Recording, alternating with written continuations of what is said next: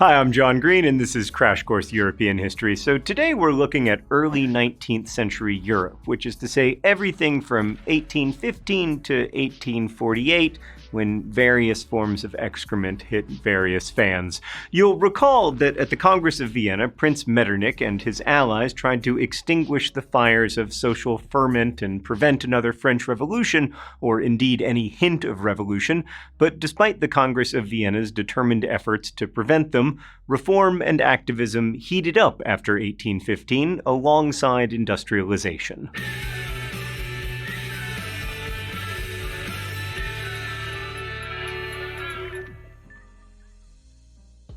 In the 19th century, people were looking inward at the domestic policies of each kingdom or state, which was a sharp difference from the early modern period when kingdoms were constantly fighting one another, with domestic issues being much less of a concern. But much of what was happening outside of Europe did affect Europe, of course. In the 1810s and 1820s, for instance, North, Central, and South American people gained their independence from Portugal and Spain. Simón Bolívar, one upper-class leader of the independence movement, took his inspiration, and to an extent his aesthetic, from Napoleon, who he believed had freed people from the old regime of absolutism, which is an interesting take on Napoleon.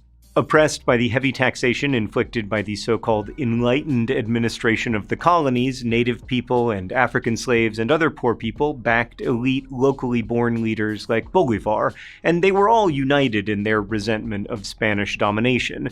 By 1830, colonists' victories put mainland Spain at its weakest point in 3 centuries. So while distant ferment liberated much of the Spanish and Portuguese empires, within post-Napoleonic Europe, citizens groups of all sorts blossomed across the continent, and reformist uprisings against rulers flourished, often developed in secret given the operation of censorship and the not-so-secret police. Literacy grew following the Enlightenment's emphasis on education, technology, and rational thought. Constitutions and the rule of law were increasingly longed for and valued. Even many aristocrats were themselves surprisingly restless and ready for change. Like Russian aristocrats feared that despite their own centrality in defeating Napoleon, the Tsar would exercise his dictatorial inclinations because, czars. In December 1825, some of the aristocratic elite challenged the new Tsar, Nicholas I, in order to make his supposedly more liberal older brother Constantine Tsar instead. But these Decembrists were mowed down or captured by loyal units of the army.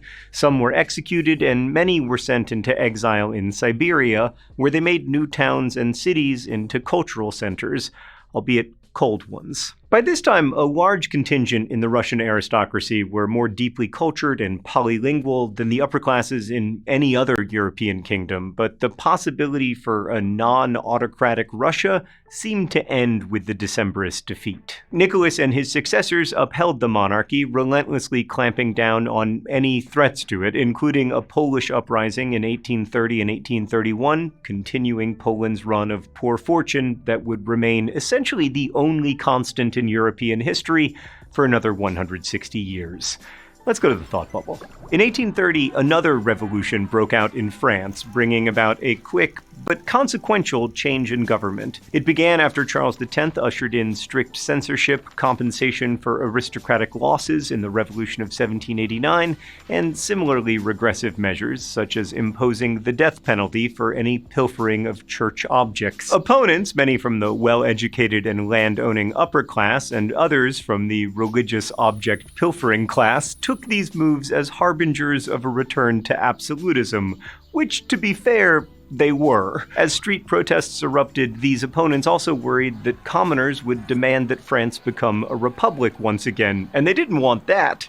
In what is known as the Three Glorious Days of July 1830, they installed Charles's cousin, Louis Philippe, as king and created a constitutional monarchy. That is, they returned the country to the situation of the early 1790s, with a government based on a form of popular sovereignty instead of divine right. This new king, Louis Philippe, expanded voting rights, known as suffrage, to around 170,000 men, which was still a tiny fraction of the 30 million French citizens. Social unrest remained high as France became a more industrialized economy with more people living in cities, in part because both living and working conditions for common people in those cities were terrible. The silk workers of Lyon, for instance, went on strike in 1831 over poor pay, and even briefly seized the city's arsenal before the revolt was eventually put down. In short, the entrenched system of power wasn't going to allow another fully populist revolution. Thanks, Thought Bubble. So Prince Metternich's ambitions for a tranquil citizenry had clearly failed to materialize. Across the Austrian lands, there was the kind of discussion and agitation that came from reading books, meeting in cafes, and having a better education. More people wanted a say in their governance and expected rights that would be protected by the state. But this agitation percolated mostly in secret, thanks to Metternich's censors and secret police. In Italy, the Carbonari, a secret society aiming for constitutional government in parts of Italy, directed uprisings in 1820 and 1830, but the forces of the Holy Alliance of Austria, Prussia, and Russia put down both those revolts. Also during these decades, Hungarian nobility, who operated in Metternich's orbit, lobbied for separation from the Austrian Empire,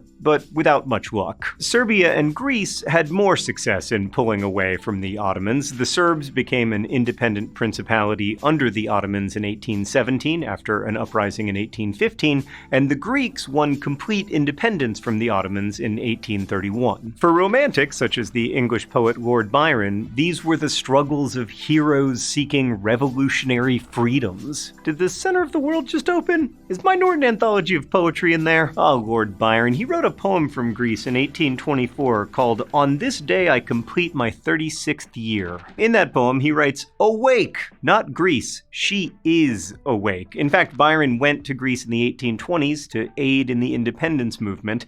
He also died there, just a few months after this poem was written, actually, in which he says, "My days are in the yellow leaf. The flowers and fruits of love are gone. The worm, the canker, and the grief are mine alone." That's what it was like to be 36 in 1824.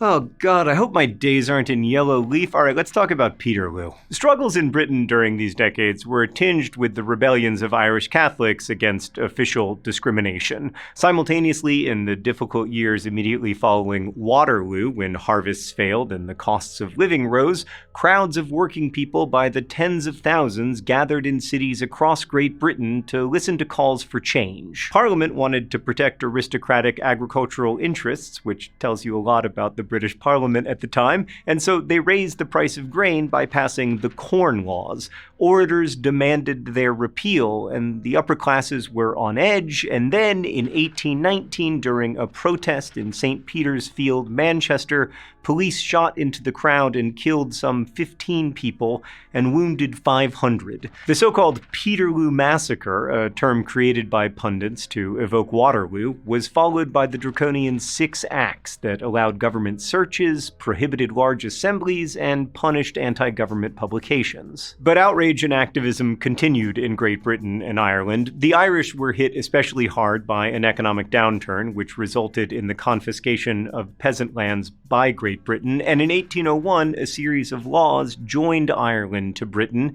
Together, the laws are referred to as the Act of Union. And despite this purported unity, discrimination among Catholics remained extremely powerful, allowing almost unchecked confiscation of Catholic property and other assets.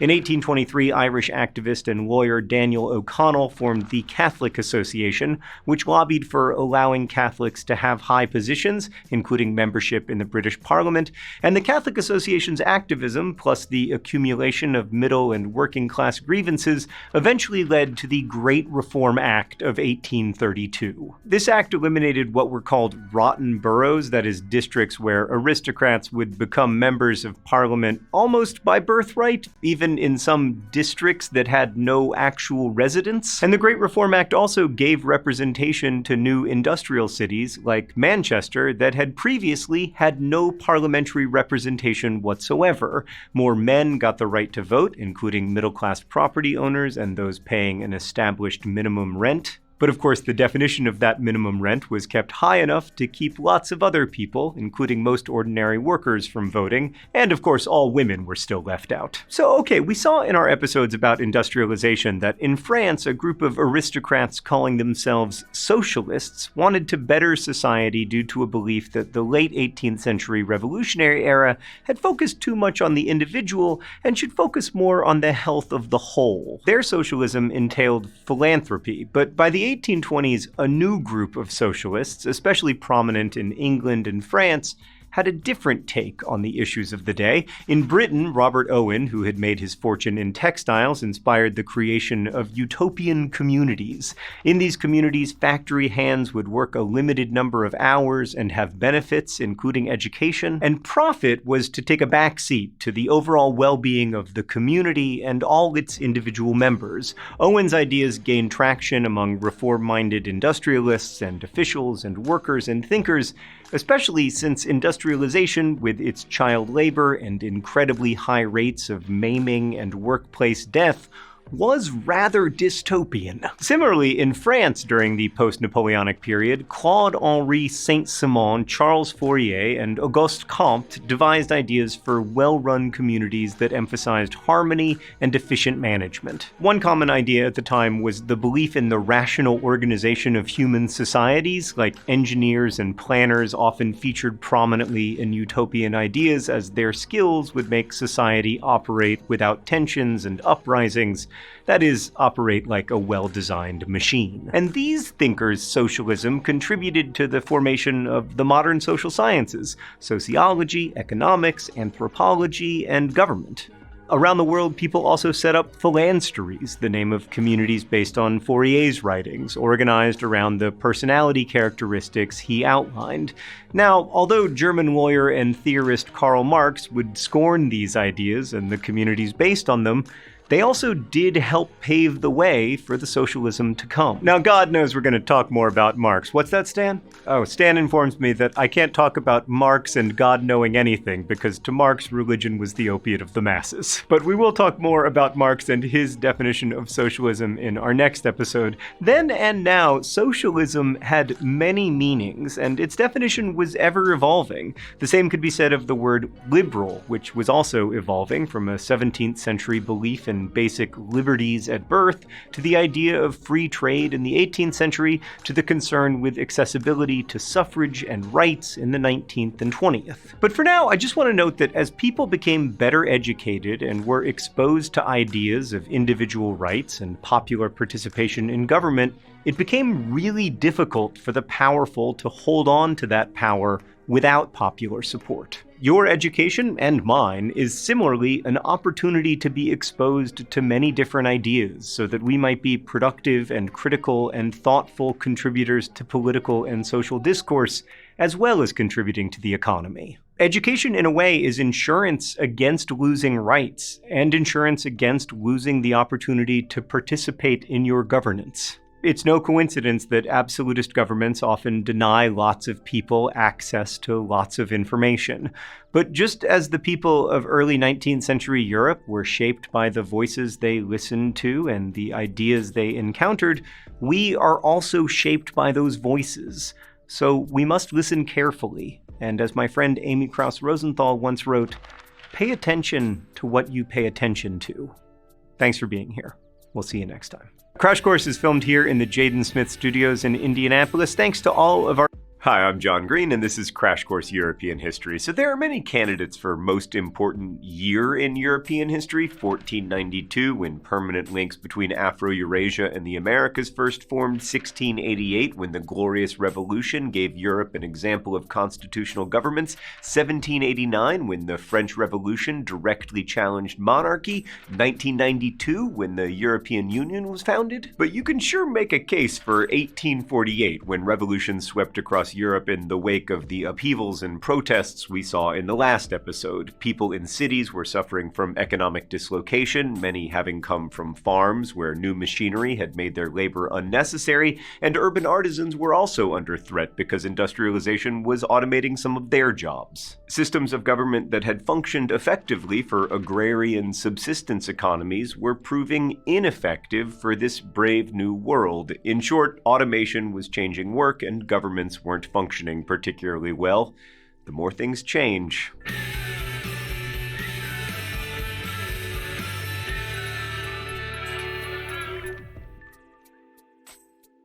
By the end of 1848, France, the Austrian Empire, Denmark, Hungary, the Italian states, and elsewhere in Europe would be enmeshed in the greatest wave of revolutions Europe has ever seen. Many Europeans were experiencing the so-called Hungry 40s, caused once again by bad harvests, and especially in Ireland, the potato blight, a mold that devastated potato crops in Ireland and elsewhere in Europe. The problem was made worse by several aspects of what might be called economic modernity, that is, standardization, one-crop agriculture, and more efficient wholesaling of food. In terms of standardization and one-crop agriculture, traditionally, Peru had at least 4,000 or 5,000 types of potatoes, so if one type contracted a specific blight, there were still, several thousand other varieties that might be safe. But Europe, followed by the United States, was gradually turning toward farms that focused on a single crop, and often a single strain of a crop, for efficiency. Increasingly, imperialists forced this standardization and single crop farming on other parts of the world as well, raising the chances for disaster. Because of the single strain of potato, blight devastated entire crops. And this resulted in death from starvation and diseases that invaded the weakened bodies of at least 1 million Irish farmers and their families. Another 1 million or more emigrated, some to England and others to the United States and Canada, where in both cases, by the way, there were no laws creating a distinction between legal and illegal immigration. People simply moved in. And as scarcity deepened in 1846 and 1847, Britain's liberal Whig government stuck to its belief in laissez-faire, meaning that the government should let events play themselves out, and therefore offered the Irish no help at all. The system of usually English landlords requiring payment from Irish peasants to work farmland also worsened the crisis. Like throughout the Irish famine, huge amounts of food were exported from Ireland to England. Even today, the population of Ireland has not recovered from the famine. Some 8 million people lived on the island in 1840. Today, around 6.6 million do. Meanwhile, on the continent, food riots became common, and threats to merchants and storekeepers and bakers and government officials became more menacing and direct. One warning read, "If the grain merchants do not cease to take away grains, we will go to your homes and cut your throats and those of the 3 bakers and burn the whole place down." So yeah, it was pretty tense, as things tend to be when people are starving. Also, amid all this deprivation and death, anti-slavery and pro-freedom ideas were circulating. Between 1833 and 1838, Britain freed slaves across the empire, except in India. A system of slave-like indentured labor did spring up, but the rhetoric in Europe, at least, was one of emancipation. In Eastern Europe, Moldavia and Wallachia began freeing several 100,000 enslaved Roma in 1843. Later, in 1848, France also re-emancipated slaves after their re-enslavement under Napoleon. These events were accompanied by popular abolitionism and uprisings, and the development of a language of freedom, especially freedom from governmental and structural oppression. And that's really important because in some ways it's only when we have language for ideas that we're able to share them and talk about them. And so developing a language around freedoms and ideas about human rights allowed us to share those ideas. On the cultural front, women such as French novelist George Sand, which was a pseudonym, and the English Bronte sisters, pictured behind me looking translucent as always, published best-selling novels that addressed the persecution of women. Sand dressed in men's clothes to get cheaper seats at the theater and for a while led a scandal-ridden life. The Brontes did quite the opposite, but they still shocked people with their portrayal of women as mad or crazed in domestic confinement. Across Europe, women reformers actively effectively addressed the disproportionate poverty of women, which intensified as price inflation for food made it harder to feed families during the Hungry 40s. Many working women also became more politically active, demonstrating in front of city halls because their meager salaries no longer sufficed to buy high-priced bread. Hey, so quick question about the Bronte sisters painting behind me. Who's the spectral figure in the middle who's been erased from the painting? Is that their weird brother who was an opiate addict? What was his name? Bromwell? Stan says his name was Branwell, which might be even worse. Update, we just found out that Branwell Bronte painted that painting, and he painted himself in with his sisters, but then he painted himself out, which is so sad. Oh, the self-hatred. Now I feel really bad making fun of you.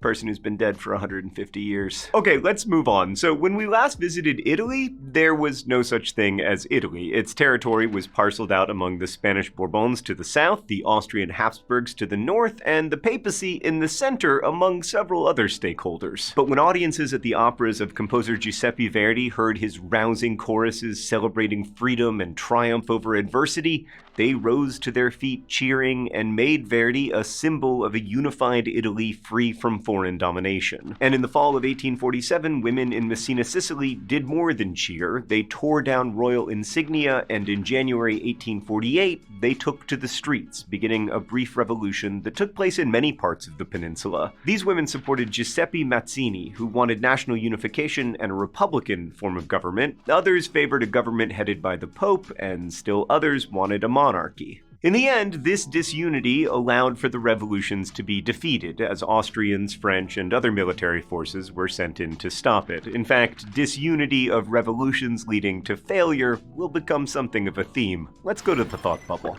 In February 1848, myriad interests came together to spark revolution in Paris and then in other French cities. Upper-class reformers objected to King Louis Philippe's cronyism and limits on voting rights and censorship, but in contrast, the Prime Minister, historian Francois Guizot, thought Louis Philippe's government was just right. The crowds sent him and the king into exile. Those crowds were backed by the upper-class reformers, but they were fueled by discontented workers and the unemployed and struggling artisans, all affected by rising food prices as well as uncertain conditions of employment. A socialist different from the ones we've already talked about, Louis Blanc, was attuned to the needs of workers and the poor in Paris. He convinced the new provisional government to set up national workshops to create jobs for unemployed men.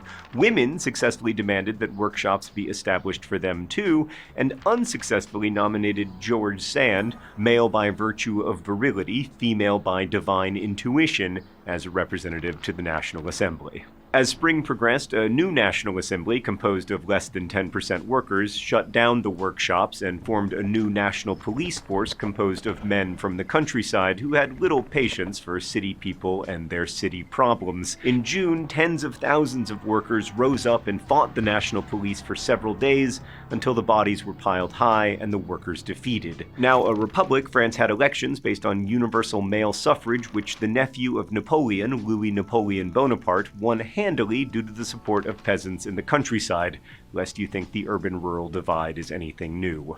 Thanks, Thought Bubble. So just as these revolutions started and Louis Blanc changed the definition of socialism, a new socialist duo, German lawyer and journalist Karl Marx and Manchester textile mill owner Friedrich Engels, issued the Communist Manifesto. Its famous opening, "A specter is haunting Europe, the specter of communism," used the word communism instead of socialism, based on the idea that society would soon revert to a traditional community of like-minded people.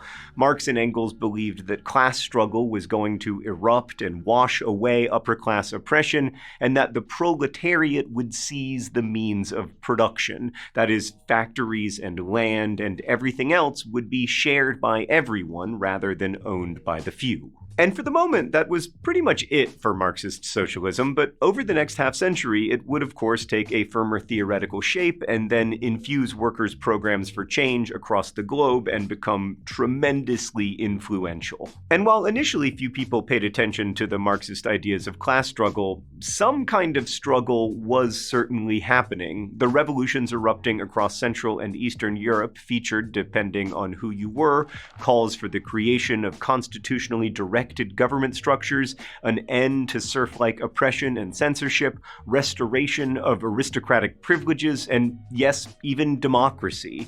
In short, people wanted more power, and also greater rights and protections for those rights. And of course, then as now, ideas were not limited by borders. Like, news of the revolution in France sent Berlin's activists into the streets, pushing for an array of changes, but mostly for the unification of the German states. King Frederick William IV, who was forced to witness the carnage on Berlin's streets, summoned a congress to meet at Frankfurt to plan for reform and unification. The meeting was dominated by the princes of several dozen individual states, and it progressed very slowly as the princes debated whether to include Austria in their unification project, until the Prussian king, on being offered the crown of a constitutional monarchy, refused to accept, quote, a crown from the gutter. So instead, he would get no crown at all, and the German states would remain disunited. Did the center of the world just open? Is there a gutter crown in there? I don't know if this gutter crown is for children or I just have an exceptionally large head, but regardless, if there is one lesson from 19th century Europe, it's that royals should take a gutter crown and be grateful for it. You know what's fun? Being the Queen of England or of the Netherlands. You know what's not fun? Being the King of Germany. Because there is no king. Okay, let's turn our attention to Poland. So already in 1846, Polish nationalists from the upper classes in the Galician city of Krakow hoped to lead a revolt against Austrian rule. But peasants in the region refused to join them because Austrian rule was the peasants' only hope for gaining freedom from the payments and service that they owed to aristocratic landowners. What's that? Stan says I have to take off the gutter crown. So we like to think of revolutions as being neatly for freedoms or against them, but here we have an example of it being much more complicated. Because like if you're in the upper classes in Poland or a working person in a city, freedom might look like freedom from Austrian oppression. But if you're a peasant, freedom looks like freedom from feudalism. So during that revolution, peasants rose up and slaughtered several thousand from the land-holding Polish nobility. You can certainly see how Marx came to believe that class struggle was inevitable. The same fragmentation appeared in March 1848 when an uprising broke out in cities across the Austrian Empire. Remember Prince Metternich, architect of conservative reforms in Central Europe? By 1848, he was so unpopular that disliking him managed to unite the disparate interests of various classes and ethnic identities in the empire. Middle-class reformers wanted constitutional rule, aristocrats wanted more power than they had with Metternich's imperial bureaucracy running things, workers wanted both political and economic reforms, and peasants, of course, wanted an end to the last oppressive vestiges of feudalism. And in the face of this ultimately temporary unity, Metternich fled the country in disguise. Later, Emperor Ferdinand stepped down in favor of his nephew, Francis Joseph, whose nephew Francis, or Franz Ferdinand, would go on to become a rather famous assassination victim. Good God, was there a rich person in Central Europe not named Frederick or Francis or William or Louis or William Louis or Frederick William or Francis Frederick William Louis? At any rate, with the common enemy of Metternich gone, the common purpose soon disappeared as well. Peasants across the empire were, as they had been in 1846, not terribly interested in the push for noble and middle-class rights. They retreated from the fight once the imperial government abolished all traditional dues and obligations to the nobility. And as for the liberals and aristocrats in Austria and across most of Europe, they weren't thrilled with the idea of giving workers the right to vote. They believed that workers did not have a big picture perspective and instead were concerned with food and shelter and taxes. As one privileged Austrian deputy put it, we should prevent only those individuals from voting who live from a daily wage or who enjoy contributions from a charitable institution. In short, those who are not independent. And many singled out Jewish people as being especially unworthy of rights. And just as the revolutions of 1848 paved the way for both reforms and conflicts in the 20th century, this exclusion of Jewish people from political participation and legal protection of rights was a harbinger of things to come. Much of that anti-Semitism was focused in Eastern and Central Europe, but really it was everywhere. Ultimately, in Austria, as elsewhere, once the rebels were disunited, they were easier to defeat, and they were crushed in Vienna, Prague, and other cities.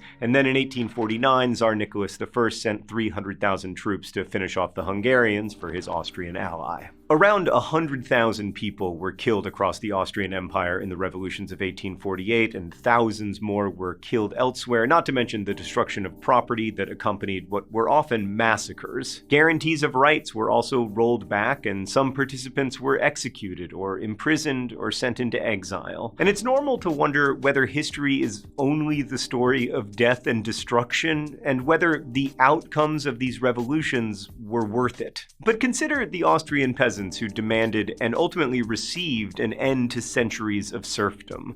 Imagine knowing that you and your children and your children's children will be forced to live on and work the same land, owing an endless debt to the same aristocratic family that you'll never be able to repay. Now imagine the end of that cycle. Imagine being part of the first generation of people in living memory who could leave. Was the revolution worth it? Perhaps for those families, it was. Thanks for watching. I'll see you next time. Crash Course is filmed here in the Jaden Smith Studios in Indianapolis. Thanks to all of our patrons for making this possible. We've got lots of crash courses, artificial intelligence, engineering, soft business skills. Thank you again for watching, and as they say in my hometown, don't forget to be awesome.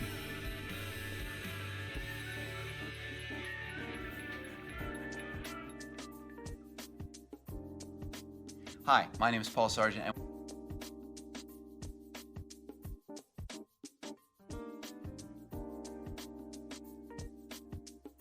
That's not right at all. That's the opposite of right. Well, at least Pat is, on screen. You look good. Oh. I'm on a screen. You look just about right. God. Oh. Nope. Are you above or below me? No, you're to the right of me. Oh, God. Yeah, I know. Trust me, I feel the same way.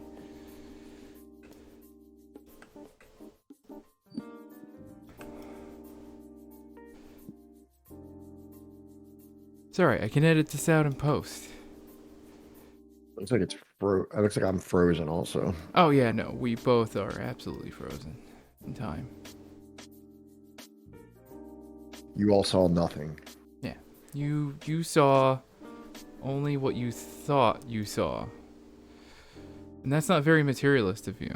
And that's not what we're about here on Subversive History. Right, Pat?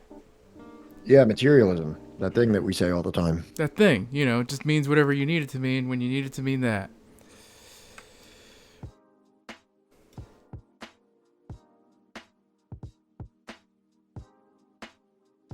All right. So, Pat, how's your day going? I'm fucking exhausted. I had a final this morning, and I had a final this morning, and I had a paper due yesterday that was the largest grade of my semester.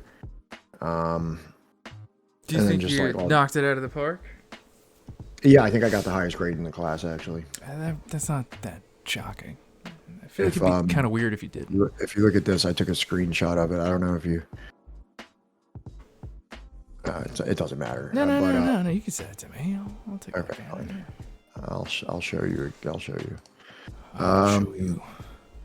If everybody just wants to see it so badly, I'll oblige. Well, I mean, more importantly than everybody, I want to see it.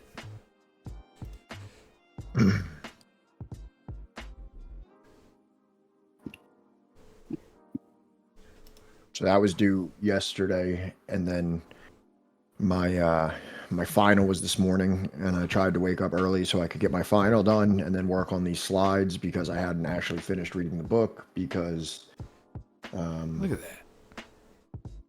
So if you look at the upper quartile is 44, and I got the perfect 50 out of 50. So if you look at that blue square, that's all the way to the right outside of the upper quartile.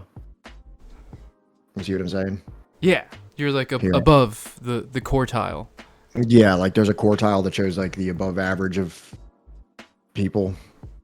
And I am here. Look, I'll show you this too. I'll show you. If you want to pull this out as well. This was the comment. Actually, hold on. Let me. I should probably cut her name out of it, right? Yeah. That's smart. I don't need anybody harassing my nice professor, even though everybody already knows what her last name is because I had everybody shout her out. There's probably how many professors with that name that we won't say again? We'll make the treasure hunt a little bit more difficult for everybody. But yeah, so this was like the hardest week of school I've had probably in like 6 months. And then while also having to do the stream, and obviously I work full time. But all of that stuff compounded into one very tired person today. But yeah. I feel like, any teacher would appreciate having you in their course, man. Unless they're a goddamn liberal. But yeah, so I'm very tired. I'm a little bit just malaised, I guess would be the word, was malaised. But it is a malaise that is the product of success. So I might not be feeling the best right now physically or mentally. It was at the expense of,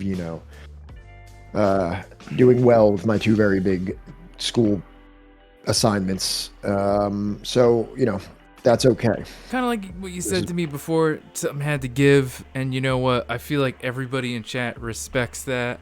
I know I do, Well, to be fair, I do feel kind of like every time that we stream, or at least twice a week that we stream, it's almost like I'm doing another school assignment. Yeah. Like, you know what I mean? Like, it's almost like another... Something that's bigger than a lot of my school assignments. I half-ass a lot of my school assignments because they're just so easy that, like, I don't really even have to pay attention to them. But, like, reading this book, analyzing it, making sure I can actually talk about it in a way that's, like, that I at least understand what's written on the pages. Yeah. Going in and, like, sometimes I have to watch 5 different YouTube videos before I find one that's even, worth putting in there. Wikipedia pages, documents, things like that. I mean, there's... several hours that goes into each of these slide presentations on top of all the schoolwork and the working. It gets to be a lot sometimes. And, I had to make sure that school was prioritized this week. So, we did decide to do half, probably a little more than half this time, because I wasn't able to really concretely. And also the thing is with this topic, we were talking about very niche 19th century history that I don't know almost nothing about. Polish uprisings in the 1830s and 1840s. I have not read much about those. Even stuff like the Napoleonic Wars, which is like a very, very famous portion of history. I probably don't know enough to really speak about it the same way that I can speak about World War II. Or even World War One for that matter. The only reason I think I'm even familiar with like Napoleonic anything is because of what the hell is it, Age of Napoleon podcast that like, when I still lived with my parents, like I used to go to the track and like run, right? And I would listen to podcasts, and one of them was like Age of Napoleon, just because like there was so many episodes. Yeah. And like, I know like a little bit, but I didn't keep up with it. You know what I mean? Speaking of going to the track, I'm looking forward to going to jiu-jitsu tomorrow because I haven't gone and trained in 2 weeks because I've just been so because not only, and that's another thing too, part of schools I have to log hours volunteering at Books Through Bars. So that's like after work, I finish work at 5, and then at 5:30 I'm out the door to go and volunteer at Books Through Bars once a week, which is a whole nother, evening that I can't be doing other schoolwork or working on slides. So it's like the past couple weeks where I've had to do that as well. And I was also in an accelerated course. So it's like, there's just been a lot over this past like few weeks that I've been juggling a lot of shit, and it's finally like coming to an end. I have like 2 more finals, not this coming week, but the next week. But I don't really have much to do. My accelerated course is over. The one final that I have to take this whole next week is just a study week. So I have no other assignments for that class. I just have to be ready for the final. And then the other class, I have one assignment that I have to do on religion, and then I have the final. So it's like the weight is severely removed from school. So I'm so fucking excited because I'm taking the summer off. I'm not doing anything. I'm not doing school over the summer. I just did 2 semesters straight. I'm so fucking tired of having to do all this shit. So I'm taking the summer off, and I'm hoping that over the summer that Subversive History can do their first produced YouTube video. I'm might be excited just for it. I might just be putting as much work with myself as I would have being in school with that. You know, and I might need chat's help or your help deciding what we should really do it on. Like, obviously, Korea is always something that I could do it on. Right. I have a project that I set up for, what's that goddamn book I'm always talking about? The Kaiser's Holocaust. Because I was going to try to do like a shorter video on that, because like I had these like very wide ambitions to do the Korea video, and I realized that that may be like a massive undertaking, and I don't even have experience editing video. So I was like, maybe I can make like a 20 or 30 minute video about this German Holocaust thing. Not German Holocaust thing, not the one in Africa, the Kaiser's Holocaust in Africa. I mean, maybe I can make like a 20-30 minute about that, and it would be a little bit more like manageable of a project for me to get my feet wet with. Yeah, So I would say I have like like a script written for that. if we just start off small, it'll be a lot easier to manage. You know what I mean? Yeah, exactly. So I'm hoping. Sorry, I'm kind of just like talking right now about You're good, dog. stuff. But, No worries, you know, man. It's all good. I like talking about plans for the future. I'm hoping that chat, finds it entertaining. Seb said they will help me edit, and that would be awesome, and show me how. That would be absolutely great. I've been doing, for a while, I was doing YouTube tutorials where you like download content material, like source material that they would provide for free, and then like you would do little projects through them. So I have Adobe, and I've done a couple little things with it, but I kind of had to just like fall away from it while I worked on school and everything. So Sebs, do you know Adobe, or do you use something else? Seb's had me download some other weird program that looks pretty like straightforward on how to use. Yeah, Premiere. Okay, awesome. Okay. Cool. Well, I'm excited. We will do that. Hopefully it will be good. And then maybe we can get some of that sweet, sweet bread tube money. Maybe we can get some sweet, sweet money from that movement that was over like 5 years ago. Fucking, and if anything, like, this camera, honestly, like, it's just because, like, my apartment's, like, a fucking disaster, and I don't need, like, my wife unable to move from one room to the other, right? Because of the way it's angled and everything. But this camera is apparently really legit, and you can get, like, 1080p out of it. I have like a real camera. Okay, so you want to use that? Well, it depends. All right. Because I'm also buying another camera as well. Buying all these cameras. I'm trying to get like a nice like Sony camera. Yeah. One of those mirrorless guys. One that's not going to be used to take pictures of half-naked skinny girls in black and white in a bathtub full of milk. Is that like a that is a thing. Is that like a photographer joke or something? Yes, that is 100% a thing. I don't plan to really even use it for photography. I know. Every dude that like, oh, I'm into photography, I'm like a photographer, they have at least a dozen different pictures of just like skinny white girls with tattoos in like a bathtub filled full of milk. And like, yeah, I'll throw my girlfriend in a bathtub with the soy milk that we have in the refrigerator. What was I gonna say? The Sony camera that I got recommended. I was in Munnar, which is a city in Kerala. Oh, okay. And I was walking from my hostel to like a store or a restaurant or something like that. And just like, I guess somebody saw that I was an American walking down the street, and somebody in a Honda Civic just pulled up next to me and was like, yo, where are you from? And I'm like, America. And he's like, do you want to smoke weed? I was like, I don't smoke weed, but like, he was like, do you want to ride to the store? And I was like, yeah, sure. So I just got in this guy's car. No other question other than asking me where I was from and if I smoked weed. And I was just like, I totally trust this person. And I got into his car. He drove me to a store. We bought food and stuff like that. And then it turns out that there was this like really big, it was like a resort and a restaurant that his family owned, and he owned a house. And he owned a house on it, and his wife was out of town, and he brought me there. And we sat in his room while he smoked weed, and he showed me a bunch of these videos that he made of Indian rituals that he like these like interesting like communal rituals where like I don't even know how to describe it, but he filmed them, and ever since then he told me about cameras and what camera I should buy, and I believed him because his videos looked really well. So it's an interesting thing that happened to me when I was in India. How many stories like this do you have? Because you've never told me this part. It never really came up. It's just kind of like a random thing that happened while I was there one day. Fucking. So, did you ever find out what part of America he was from? Was he from America? No, he was an Indian guy. Oh shit! Oh no, I thought it was just like a white dude or an American or something. No, because he just like pulled up to you and was like, "Yo."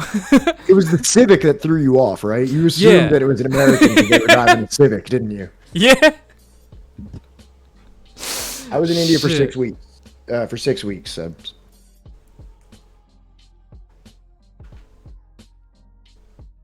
Yeah. Also, Johnny, what can an Indian guy not own a resort? Can an Indian family not own a resort or in a restaurant? That has to be an American person, right?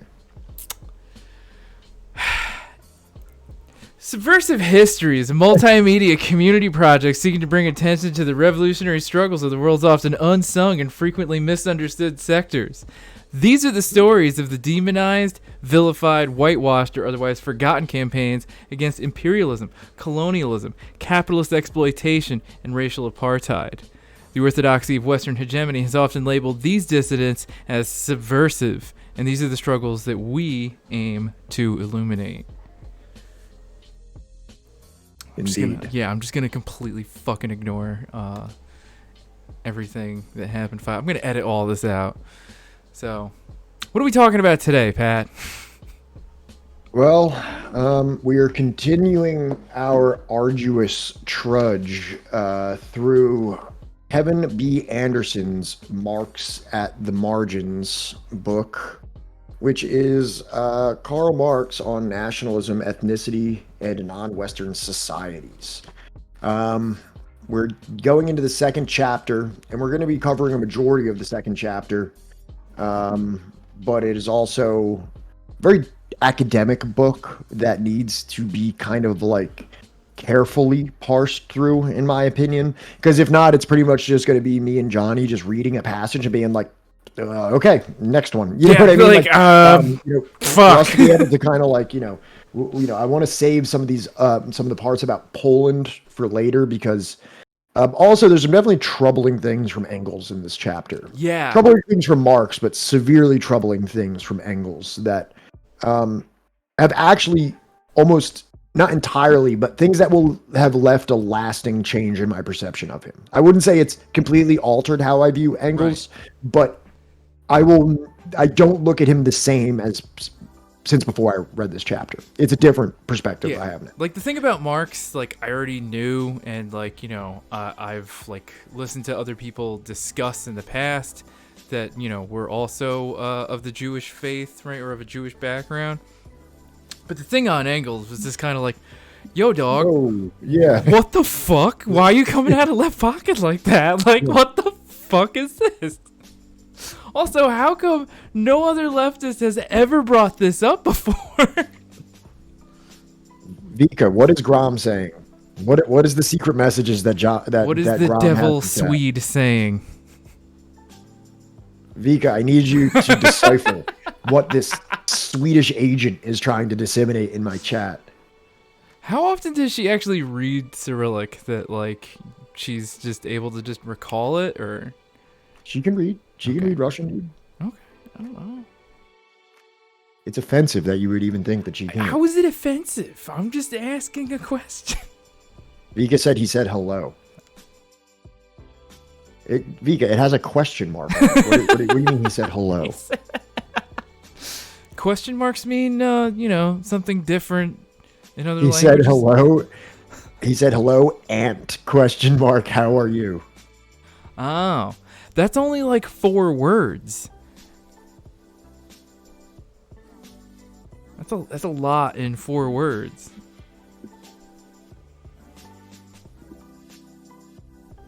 Elon Musk is a truther for Engels writing Capital Volume 2.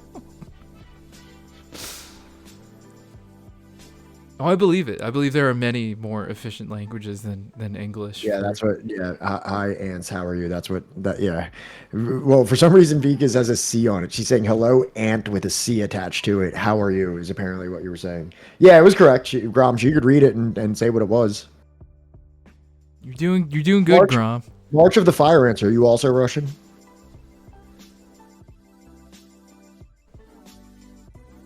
Oh, nice. Grom is this close to just completely abandoning English-speaking audiences, and then he'll have to find like the Russian equivalent to Twitch.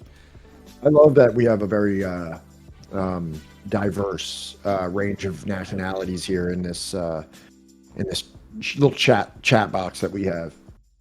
This little light portal to a global audience and a global friendship. Ants in Russian is... just said that ants is Russian is that word. It looks like Mayapabin. Once Mayapabin. I'm good enough at Russian, I'm going full Russian stream. You can just stream to ants and my girlfriend.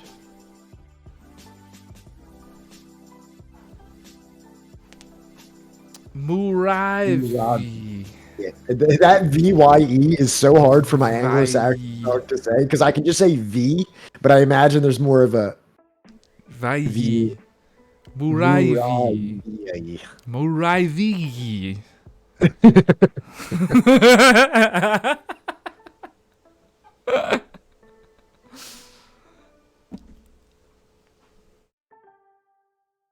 There are ants. These people. All right, let's get this fucking started so I can relax for a moment. Yeah. Oh, by the way, wait, before we start going, after this, do you have Hulu? I think we have Hulu laying around. I'm not sure. Yo, have you watched the fucking Tupac shit? Dear With his Mama? mom? Yeah. No. Dog, it's so fucking good. Really? Yes. Okay, I'll have to watch it. Probably won't be tonight, but I'm just saying.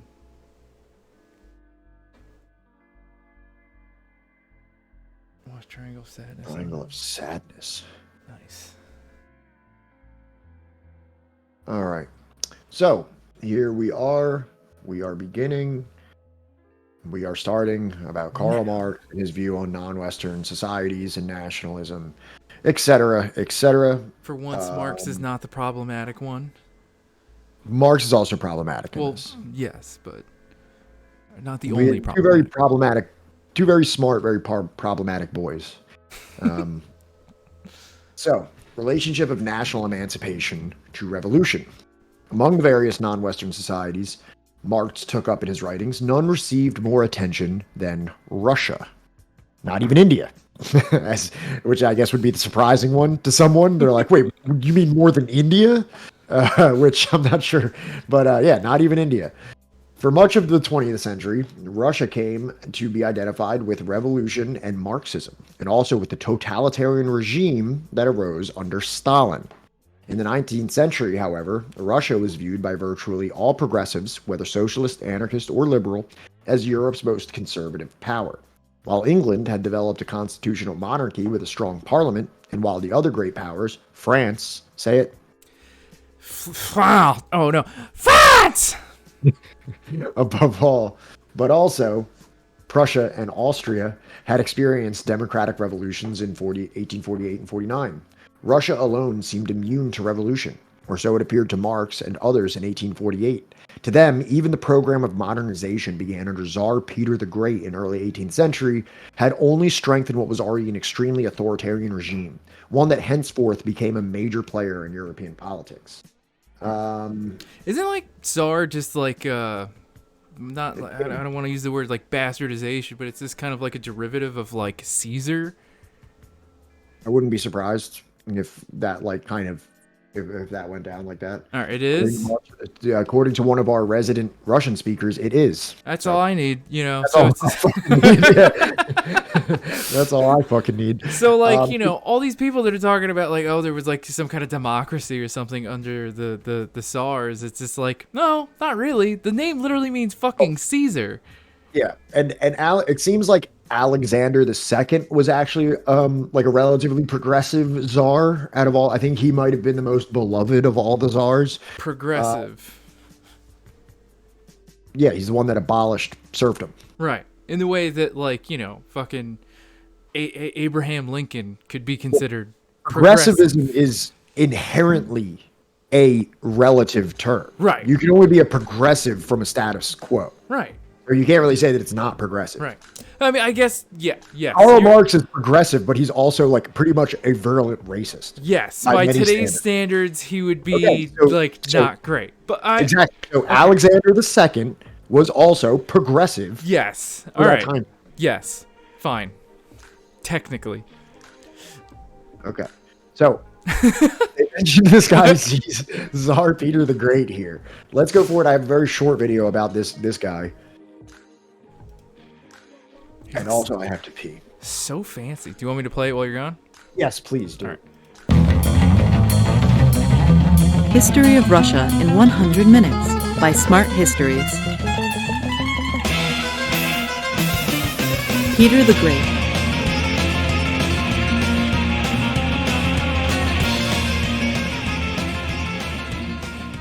Until the 1700s, Russia was, technologically, way behind the rest of Europe. One could say Tsar Peter I, Peter the Great, dragged the country kicking and screaming out of the Middle Ages. His reforms made Russia an international player for the first time in history.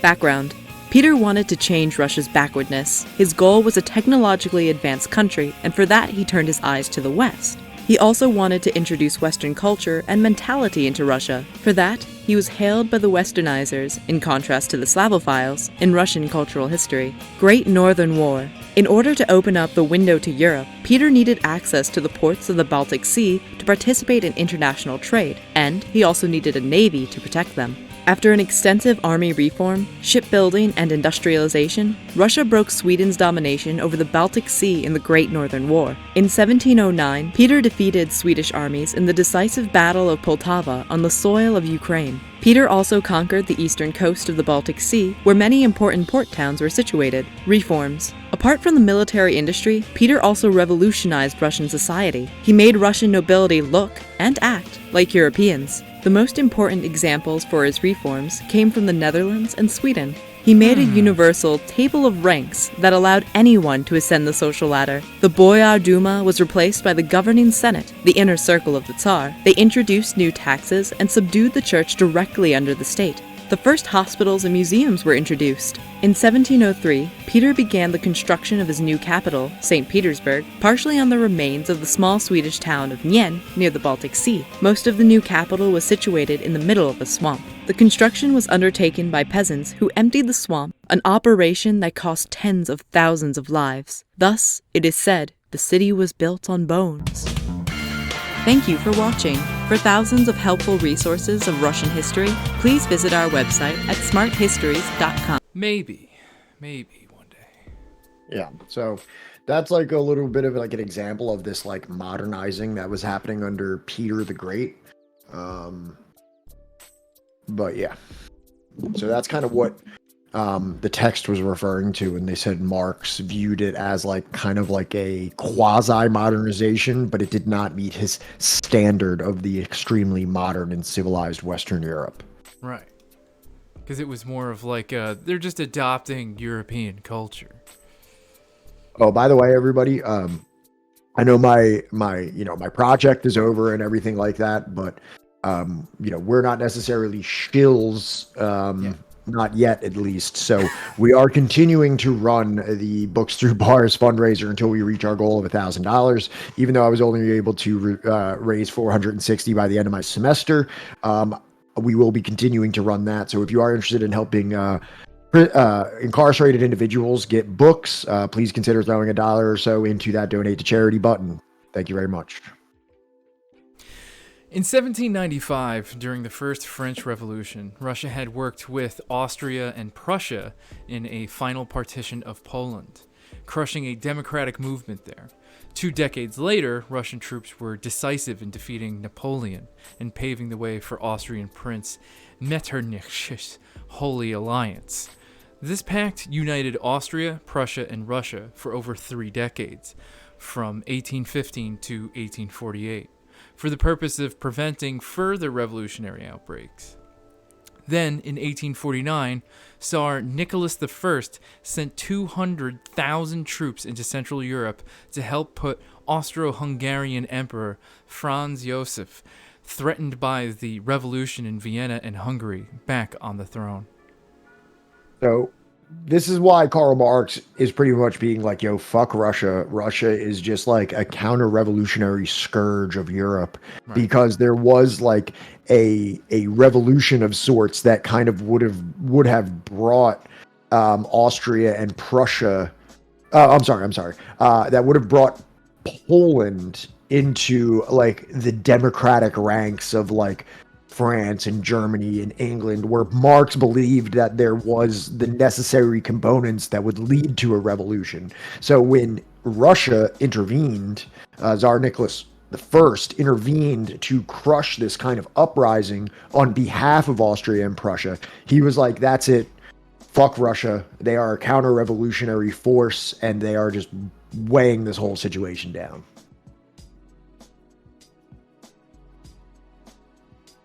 Yeah, I'm trying to understand Magogi's comment. Marx doing what those libs do to places in the South USA.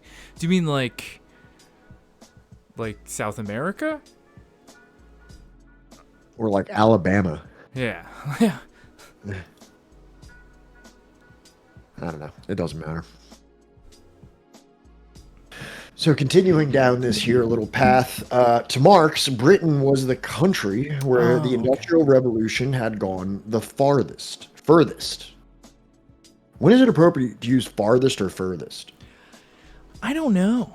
Is one right and one wrong? I say whomstive amongst of us, so I'm not the person to be asking. To Marx, Britain was the country where the Industrial Revolution had gone furthest in wiping away feudal remnants. France was where the democratic and, after 1848, the working class uprisings had been the deepest. Germany was where the modern form of revolutionary philosophy had been born out of a critical appropriation of Hegelian idealism. In contrast, Russia was where an unchallenged autocracy remained in power, even seeming to gain strength as a counter-revolutionary force throughout Europe. Referring in May 1849 to the showdown taking place in Vienna and Hungary, where the democratic revolution was confronting Tsar Nicholas I's military intervention, as well as the army of its own Austro-Hungarian Empire, Marx writes, and in the East, a revolutionary army made up of fighters of all nationalities already confronts the alliance of old Europe, represented by the Russian army, while from Paris comes the threat of a Red Republic. So this just like further illustrates Marx's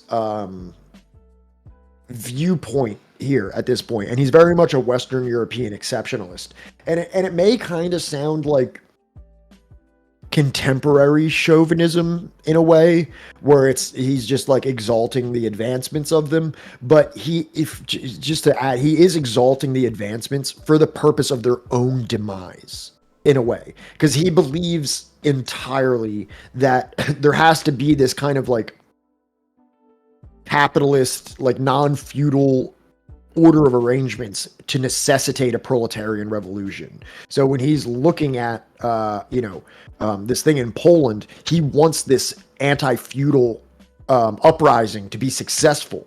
Right. And he wants it to get to the point where France was for the French Revolution, and he wants it to get where Britain is. And it spells out here the three, reasonings, like, Germany was like the birthplace of this kind of like worker movement that was like built from Hegelian, dialectic idealism.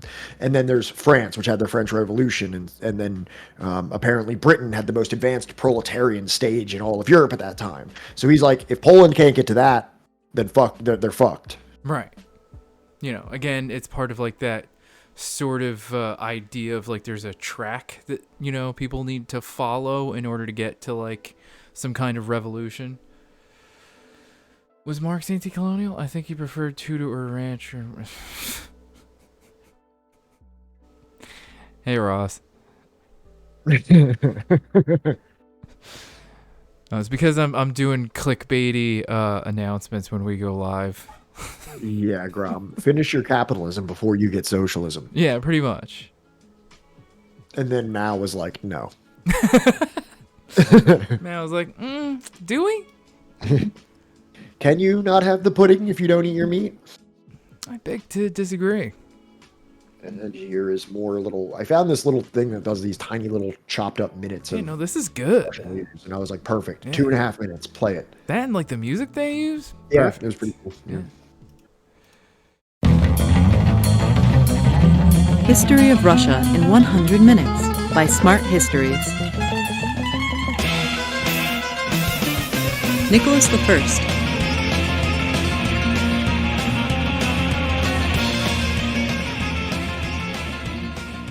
Under Nicholas I, Russia was turned into a bureaucratic police state where all aspects of life were regulated and punishments imposed. In the era of national revolutions, Russia was the gendarme of Europe. Background: Nicholas I was the younger brother of Alexander I. He had no interest in constitution or liberalism. Nicholas became the emperor very unexpectedly after his elder brother Grand Duke Constantine Pavlovich had secretly abdicated and Alexander I suddenly died. There was a momentary power vacuum, and young, liberal army officers who demanded constitution seized the opportunity to attempt an overthrow of the new ruler. What became known as the Decembrist Revolt was mercilessly put down with cannons. The attempt made Nicholas I constantly fear the threat of revolution. Police state: Nicholas I's motto was autocracy, orthodoxy, and nationalism, which was formulated by his minister Sergei Uvarov. A new organization of secret police called the Third Department was formed and was headed by the influential Count Alexander von Benkendorf. People were monitored, books and newspapers censored, spies were everywhere. Suspects were imprisoned or exiled. It was unthinkable to talk publicly about politics or to discuss liberal ideas. Heavy punishments were imposed for ideas that spread doubt about the authority of the Tsar. Nicholas I himself was very punctual and loved order in all aspects of life. Gendarme of Europe. In 1848, a wave of revolutions aiming to depose old monarchies moved over Europe from Paris to Prague. Nicholas I helped other rulers protect their monarchies. In 1849, he helped the Austrian Habsburgs suppress the uprising in Hungary. Crimean War. In 1853, Nicholas I tried to boost Russia's reputation even further, resulting in the Crimean War. Russia conquered the Ottoman territories of Moldavia and Wallachia. In response, joint Anglo-French-Turkish forces invaded Crimea and besieged the naval base of Sevastopol. In what came to be known as the First Modern War, Russia's technological backwardness came to light. Russia faced a shameful defeat and had to withdraw its fleet from the Black Sea. Nicholas I died during the end phase of the war. Thank you for watching. For thousands of helpful resources of Russian... Thousands, not hundreds, thousands. So that's a little bit of what Marx was talking about right now. Marx, for somebody that was a communist, a totalitarian communist, Marx was very concerned about democracy and non-authoritarian governments, and he was very critical of this Nicholas I fella and how he decided to do business over there in that Asiatic barbarian country, Russia. His words, not mine. Right. I feel like it's more like he was worried about like an autocracy of like an individual, or like autocracy of like the wealthy. Whatever. Yeah, I mean, he put it in here. He definitely talks about democracy a few times while we're in here. Is this one me or you? I think it's me. Okay, good. While a revolutionary movement looking to the countryside had appeared in Russia by the 1860s, Marx's daughter, Eleanor Marx, and Edward Aveling summed up well the attitude of European revolutionaries as late as 1897 toward the Tsarist regime. Writing in their introduction to a collection of Marx's 1850s writings on Russia and Turkey, quote, "Today, the Russian government, which is no longer today totally synonymous with Russia, is, as it was in the 50s, the greatest enemy of all advance, the greatest stronghold of reaction." Marx, 1897, 1969, a bunch of other numbers. You don't have to read the whole thing of that every time. I know. The Russian secret police, expanded and renamed to the Okhrana in 1881, was already a formidable organization in the 1850s. It not only muzzled opposition at home, but also monitored Democrats and revolutionaries abroad, non-Russian as well as Russian. Marx and his generation regarded it as an omnipresent malevolent force, similarly to how 20th century leftists viewed the CIA. So apparently Russia was not too popular over there in Western Europe. And according to Marx directly, he said that it is the greatest enemy of all advance and the greatest stronghold of reaction. I imagine he's saying within Europe that, Russia is this counter-revolutionary force that will retard the revolutionary forces of Russia, of Europe. Thank you, Grom, for reminding me which of Marx's kids had a pact like that. And Ross Tanga, seems like Russians are just predisposed to authoritarianism based on these skull measurements I took with Mein Calipus. It's the Okhrana that arrested Stalin I believe it was. I wouldn't be surprised. It says that it became that in 1881, so it's not very, it doesn't seem like a stretch that within the next 20 years that's still what it would be operating under. Right. Moving on, Russia as a counter-revolutionary threat. In the 1850s, Marx focused on Russia as a power ready to intervene again should the European revolutionary movement reassert itself, and on the absence of a Russian revolutionary movement. At this stage, Marx argued that the Russian village's communal form undergirded a despotic social and political system, as in other forms of Oriental despotism.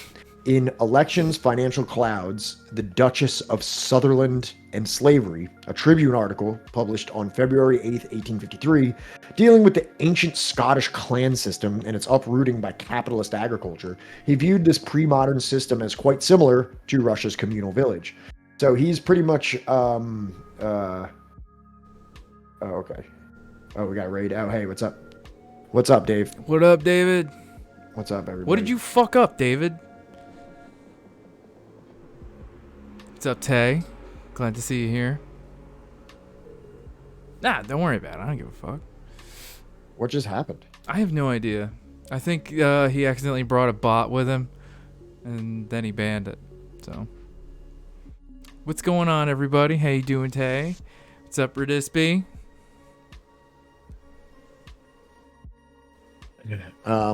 So this here is Marx pretty much saying that, and if you remember from the last chapter, he would use this term Oriental despotism when talking about China and India, and he applies that same Oriental despotism to Russia at this time. Right. And he equates Russia's agricultural system to that which existed in the Scottish clan system prior to capitalism. So in his opinion, Russia is just not it. Russia's not there. Russia's fucking everything up. They did it in Poland. These people are whack. No. And although it's kind of interesting that he's comparing the clan type way of organizing in Scotland to Russia. It's not a comparison that I think one would normally make. I wouldn't know enough about either of those things to really make a strong claim about it. Right. Well, I mean, I just think it's interesting because, in the previous chapter, he learned about, the island of Bali, right? Because of like the Hindu, presence there, as like kind of like trying to examine what pre-Western intervention India would have been like. There's just Right. Right. I just wonder if like that's what he's trying to, piece Was together. Bali there. under the Dutch company at that time? I'm not sure. I mean, I guess they would be kind of. No, they were. Yeah, they were. Right. Remember, because we watched that video about how like Oh, I remember that. Yeah. the nutmeg and whatnot. So I don't know. I guess he's just looking for like one that's kind of like the least disturbed, maybe. Potentially, yeah. I don't know. This appears to be Marx's first treatment of the sharp differences between the social structure of the villages in despotic Russian and those in the most modern Western Europe.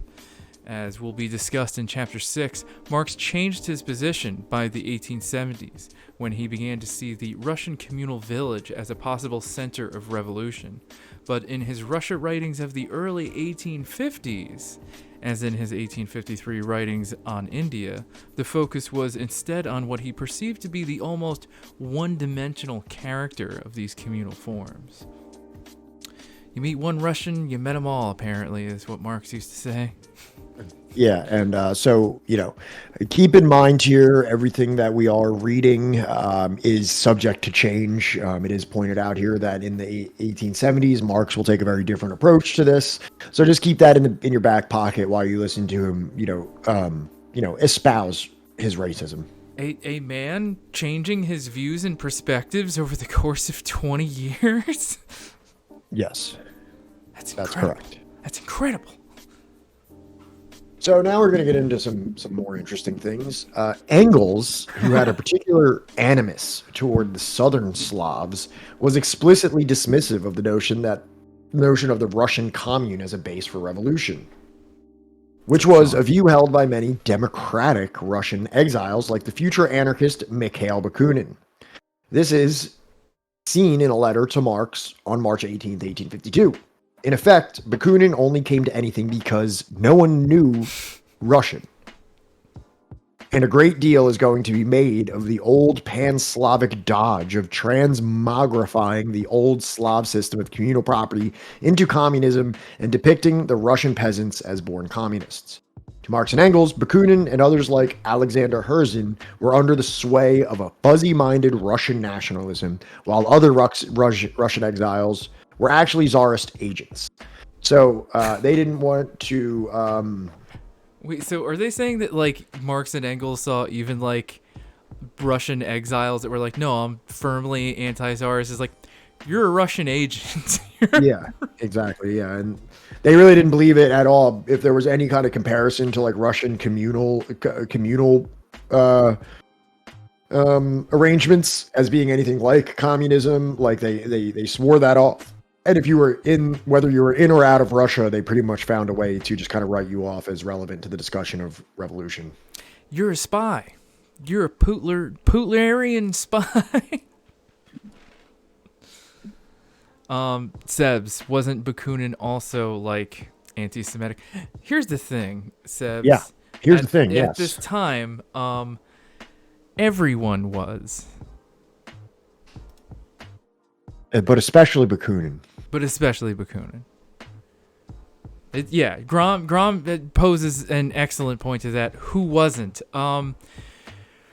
Probably most Jewish people.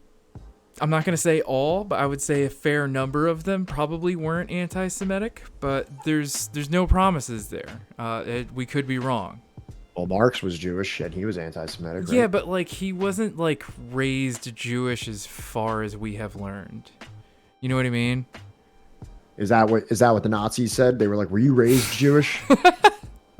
Oh, you're not? Okay. No, carry on, God comrade. damn it! Do you know what? Carry on, my fellow. Don't do Ubermensch. that to me. You know what I mean? Carry on, Ubermensch.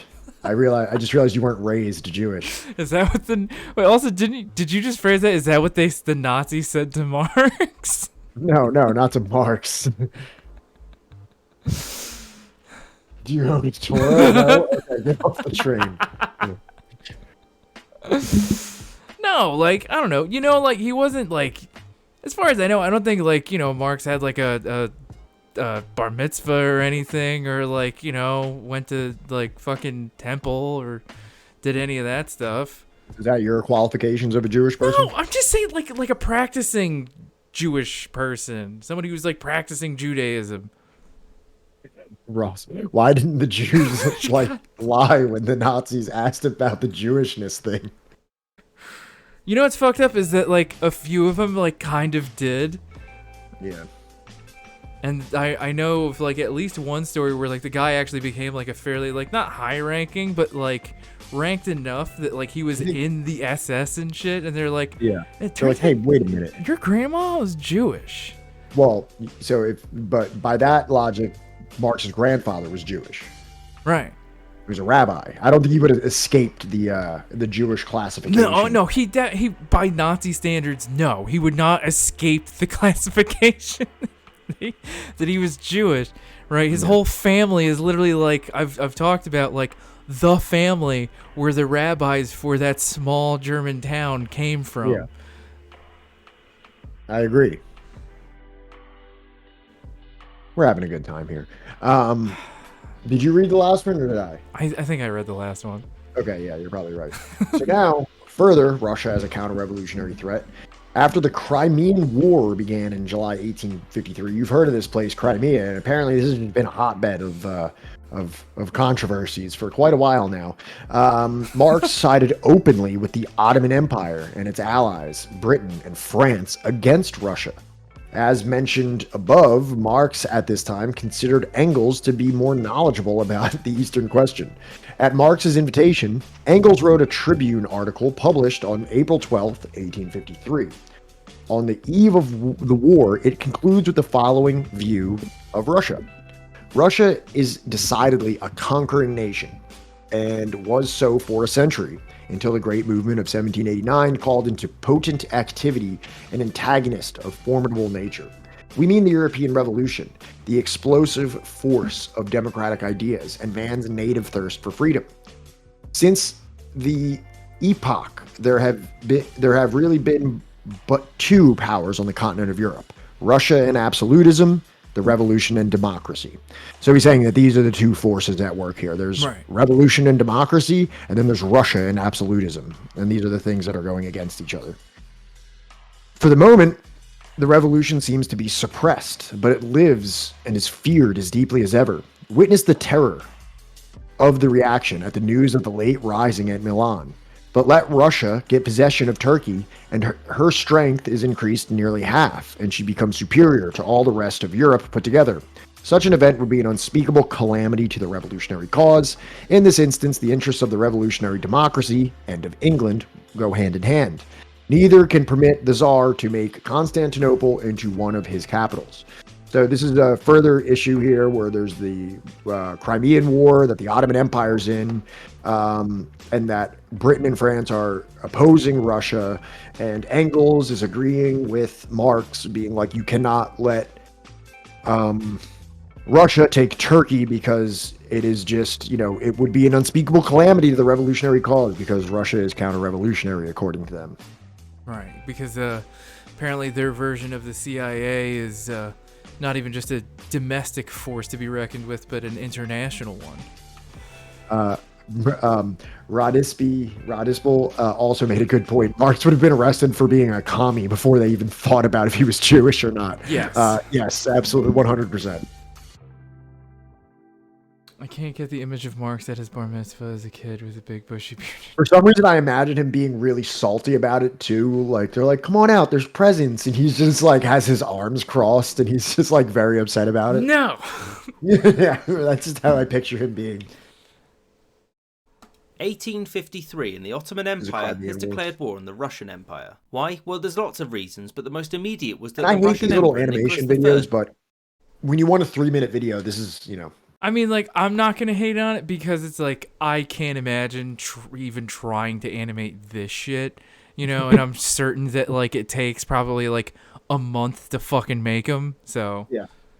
1853 and the Ottoman Empire has declared war on the Russian Empire. Why? Well, there's lots of reasons, but the most immediate was that the Russian Emperor Nicholas I was legally the protector of Christians within the Ottoman Empire. Napoleon III, the Emperor of the French, wanted this position and the Ottomans caved and gave it to him. This was unacceptable, and so Nicholas sent his armies into the Ottomans' Danubian principalities nominally to protect the Christians of the empire. This led to the Ottoman Sultan Abdulmajid I declaring war on the Russians. For the great powers of Europe, the war wasn't something they wanted. The British didn't want the Ottomans to lose and for Russia to gain too much. The French were basically looking to throw off the memories of the Napoleonic Wars by increasing their international prestige. As for the Austrian Empire, they were on good terms with the Russians, since the Russians had aided them by putting down the Hungarian Revolution of 1848. However, Austria was concerned with Russia's growing influence in the Balkans, especially its links to the Slavic and Orthodox populations there. Prussia simply opted for neutrality. So the Russians quickly won a naval victory at the Battle of Sinop, sinking the Ottoman fleet there, but after that action was sparse. By 1854, Britain and France were concerned that the Russians would be victorious, and so gave them an ultimatum: withdraw your forces or risk Anglo-French intervention. The Russians did not, so both Britain and France declared war. So Russia did have a gargantuan army, but its numbers were limited by the system of serfdom, since the serfs were needed to work and the nobles didn't want to give them rifles. By mid-1854, the Russians had withdrawn from the Danubian We can't give those people rifles. I don't think you understand the implications. Oh, them? Nah. No. Yeah.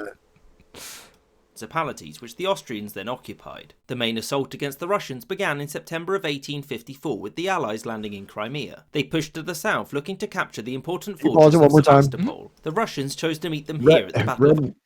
Red Wizard says that too. As the Civil War was happening, for some reason, when I read about this stuff that happened in the 1800s in Europe, I feel like it's like hundreds of years ago. It's really I'm not. like, oh man, Tsar Nicholas the First. Jesus, man, we're really going back into this one, man. The Ottoman Empire, and then I'm like, there's like knights and shit. There's like the Civil War is happening right now. This is not that long ago. No, people are taking photographs of like American Civil War battlefields right now.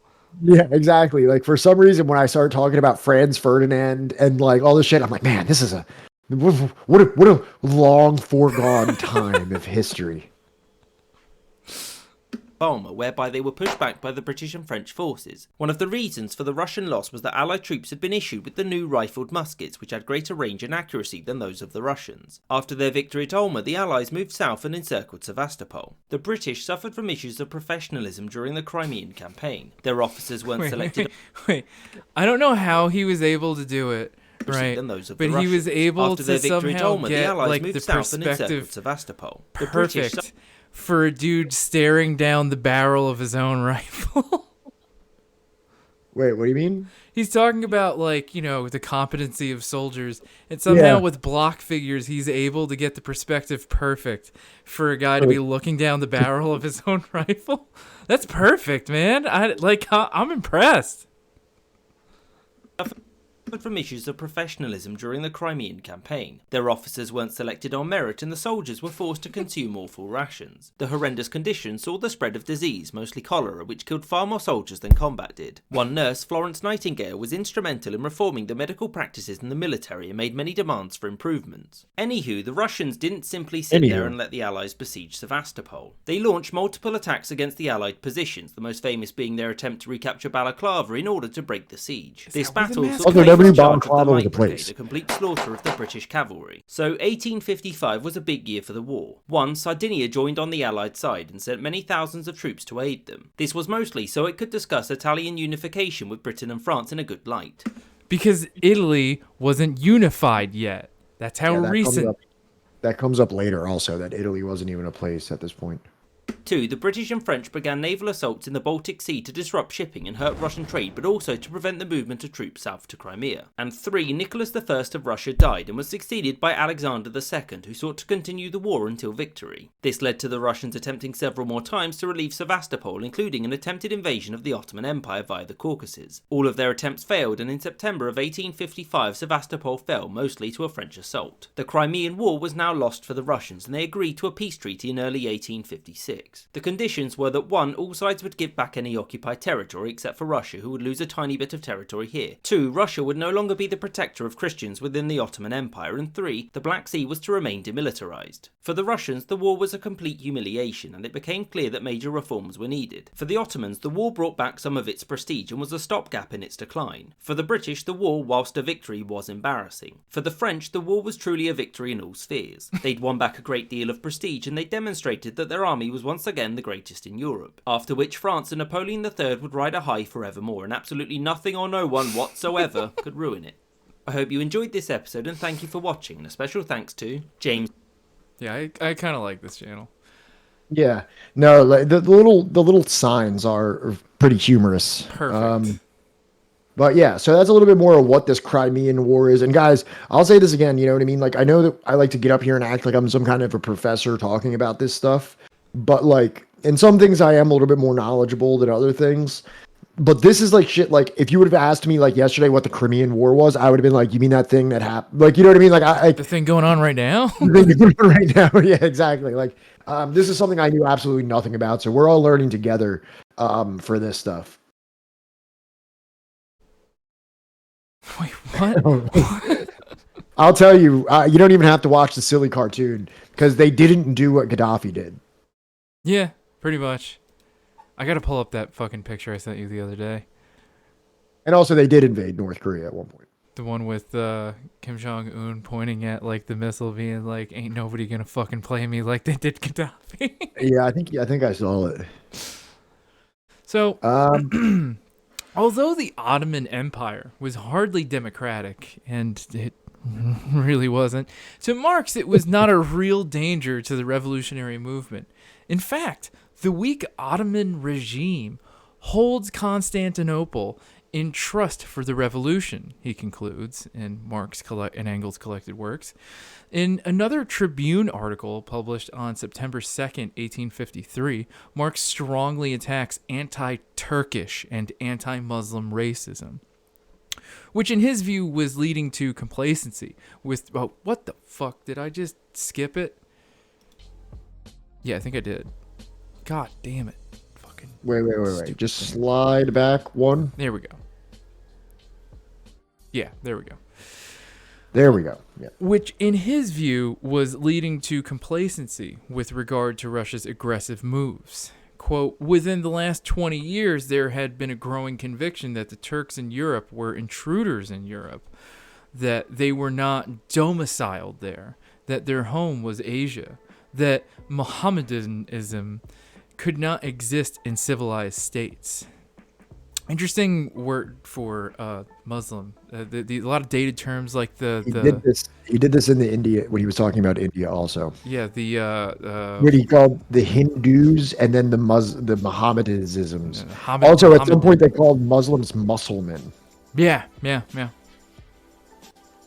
Yes, it's Islam. Thank you, David. Yes. But yeah, it looks like this Oh, idea. is that over? Yeah, Okay, that's yeah. it. This interesting bit about the Ottoman regime just holding it for the revolution. Yeah, and also him while engaging in many forms of racism, he's like, yo, y'all shouldn't be talking about Muslims like that. They actually are cool and revolutionary. Muslims are cool. Now, Jews, on the other hand, let's get to that. Just kidding. Don't get me started on that. So, continuing, as Jesusism, as the Crimean War ended, Marx's revelations of the secret diplomatic history of the 18th century, a series of articles on Russia, was published in David Urquhart's Free Press, a conservative weekly that regularly castigated both Palmerston and Russia. Palmerston would be was a politician in Britain. Yes. The Secret Diplomatic History was probably Marx's most anti-Russian work, which also made it a very controversial one for 20th century Marxism. Although it was, for obvious reasons, although it was republished in 1899 by Eleanor Marx and has been translated into French The secret diplomatic history was left out of both the Russian and East German editions of Marx's collected works, and was only with some delay published as part of volume 15 of the English language collected works of Marx and Engels. So yeah, apparently Marx went off on a little polemic there, said some naughty things about Russia, and then that just kind of got left out of some of his collected works for obvious reasons. I wonder if, like, on the Jewish question or whatever the fuck his polemic was titled was published in the East German one, but, like, the secret diplomatic history was left out. Maybe, yeah, I'm not Like, sure. we can't have that, but, you know, Yeah. the Jewish question... There's an audience for it. Yeah. Now hold on, let's not get censorious here. In their preface to Volume 15, the editors, in a very unusual step, devote no less than 5 pages to criticizing Marx's one-sided assessment and judgments on Russian history. During the early days of the Cold War, 2 American scholars, Paul Blackstock and Bert Hoselitz, published many of the anti-Russian writings of Marx and Engels under the provocative title The Russian Menace to Europe, quoting in their introduction the secret diplomatic history.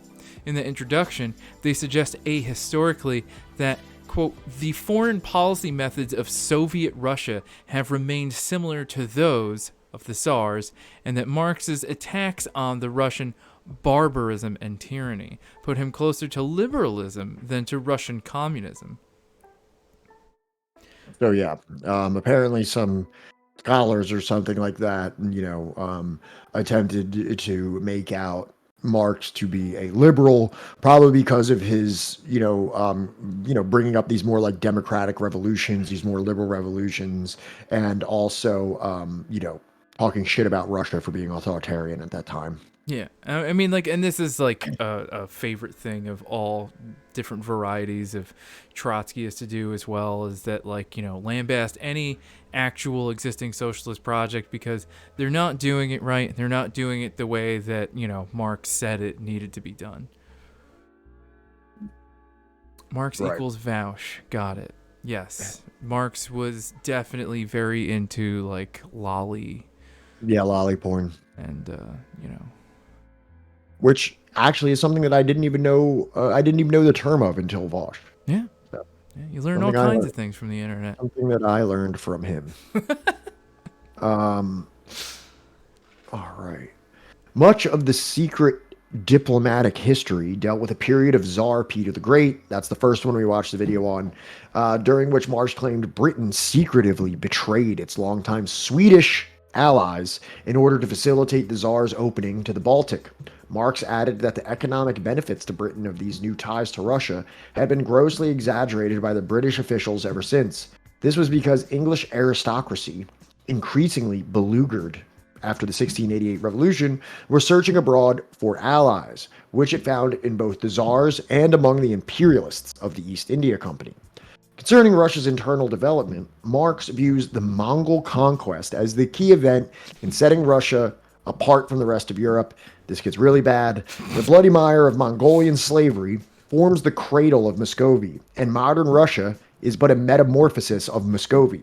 The Tartar yoke lasted from 1237 to 1462, more than 2 centuries, a yoke not only crushing, but dishonoring and withering the very soul of the people that fell its prey.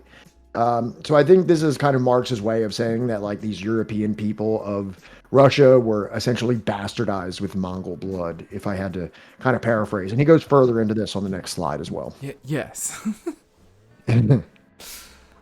Also, it's beleaguered. Oh, okay. Because I thought you were talking about beluga whales for a second. I was like, wait, what? Although, as seen above, Marx was not without sympathy for the sufferings of the Russian people. He characterized the Russian rulers who succeeded them as products of Mongol rule. As a result, he writes, both the Russian rulers and the Russian people retained the attitudes of slavery, both the slave's guile and the master's crushing arrogance. quote, "It is in the terrible and abject school of Mongolian slavery that the Muscovy was nursed and grew up. It's gathered strength only by becoming a virtuoso in the craft of serfdom. Even when emancipated, is it Muscovy or is it Muscovy continued to perform its traditional part of the slave as master." Yeah. So, did you get to the part where he's saying that? Did you get to the part where he said that the Russian is like the child of the slave and the slave master yet? Did I miss that? As if we retain the attitudes of slavery. Okay. Yeah. So you see here, this is kind of more of his idea about Russia. Are you reading out loud? Are you muted? Oh, sorry. No, I shouldn't be Are muted. you there? Yeah, I'm here. Are you muted? No, I don't think so. Can Is you it not me? hear me? Jack, can you hear me? Yeah, we can hear you. We hear you both. So I can't hear you. What did you do? Okay. Can you hear me now? Yeah, I fixed it. There we go. Okay, you're good. Okay. Got it. Okay, cool. Sorry about that. You're good. All right, great. Have a good night, Ridisby. What I wouldn't pay to see the look on Marx's face after the Russian Revolution. I would say after the Russian Revolution and then after World War II, where the Soviet Union brings communism to Eastern Germany. That's the one I would want to see. That's the look I want to see. Okay, yeah, perfect. All right, so let's move forward here.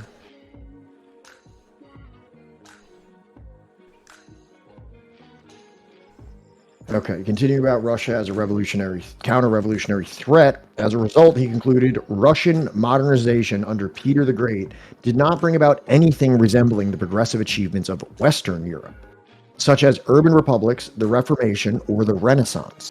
The more cultured and cosmopolitan Russian towns like Novgorod, when taken over by Muscovy during the late 15th and early 16th centuries, were driven backward.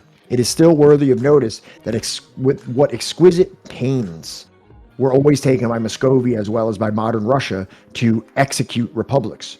Novgorod and its colonies led the dance. The Republic of the Cossacks follows. Poland closes it. The Tsars seem to have snatched the chain with which the Mongols crushed Muscovy only to bind it with the Russian republics. Yeah, he's kind of getting into a little bit of like a race science, a little bit. Yeah, I mean, it's not that surprising at this time. This is pretty much the standard, like the standard line of thinking at this time, unfortunately. Russian town names sound like weird species of fish. Oh, yeah, I just pulled up a Muscovy. The Muscovy are really biting today. Yeah, I pulled out like a foot-long Novgorod, whatever the hell this thing is. It's like a fish with a human face. Marx be like, no, the Ruskies got my Germany. Yeah, he's getting kind of wild in this. The long reign of Peter the Great represented something new, for in his large-scale moves into the Baltics and elsewhere, he reached what Marx calls a bold synthesis, which, blending the encroaching method of the Mongol slave with the world-conquering tendencies of the Mongol master, forms the life spring of modern Russian diplomacy. Peter's placement of his new capital on the Baltic Sea, on the far northwestern rim of his territory, what is now St. Petersburg, was not only an effort to have contact with the West.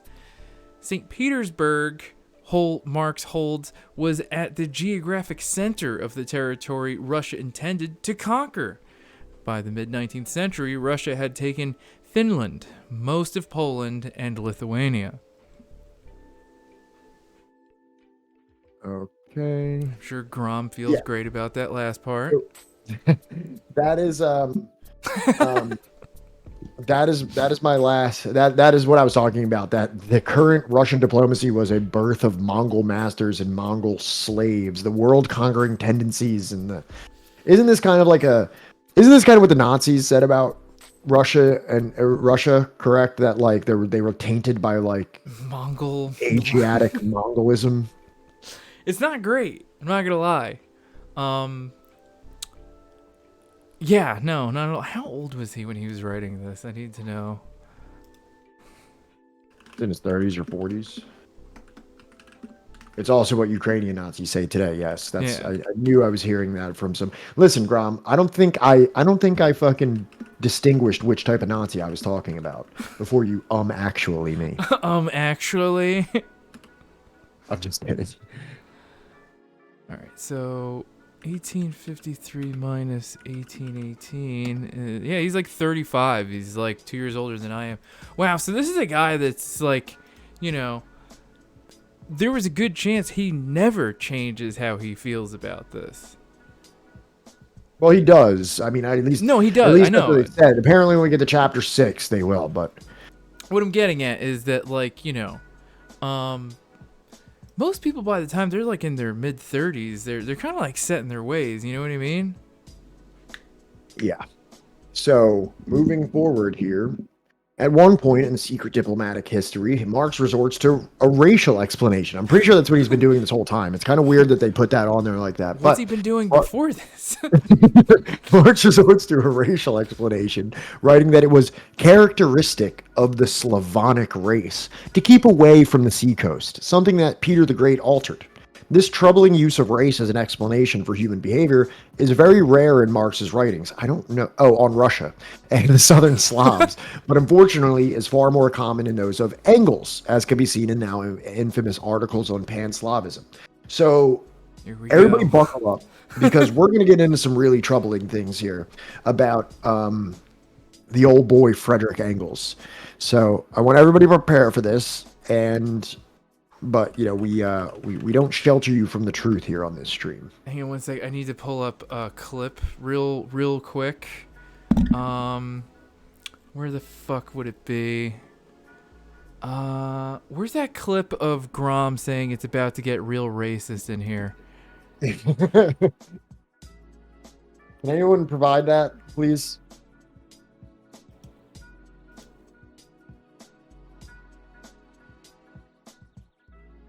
God, he has so many clips.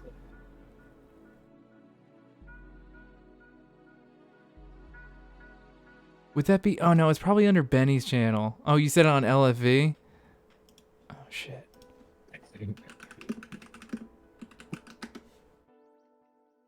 I'll edit this out so that way it's way more smooth.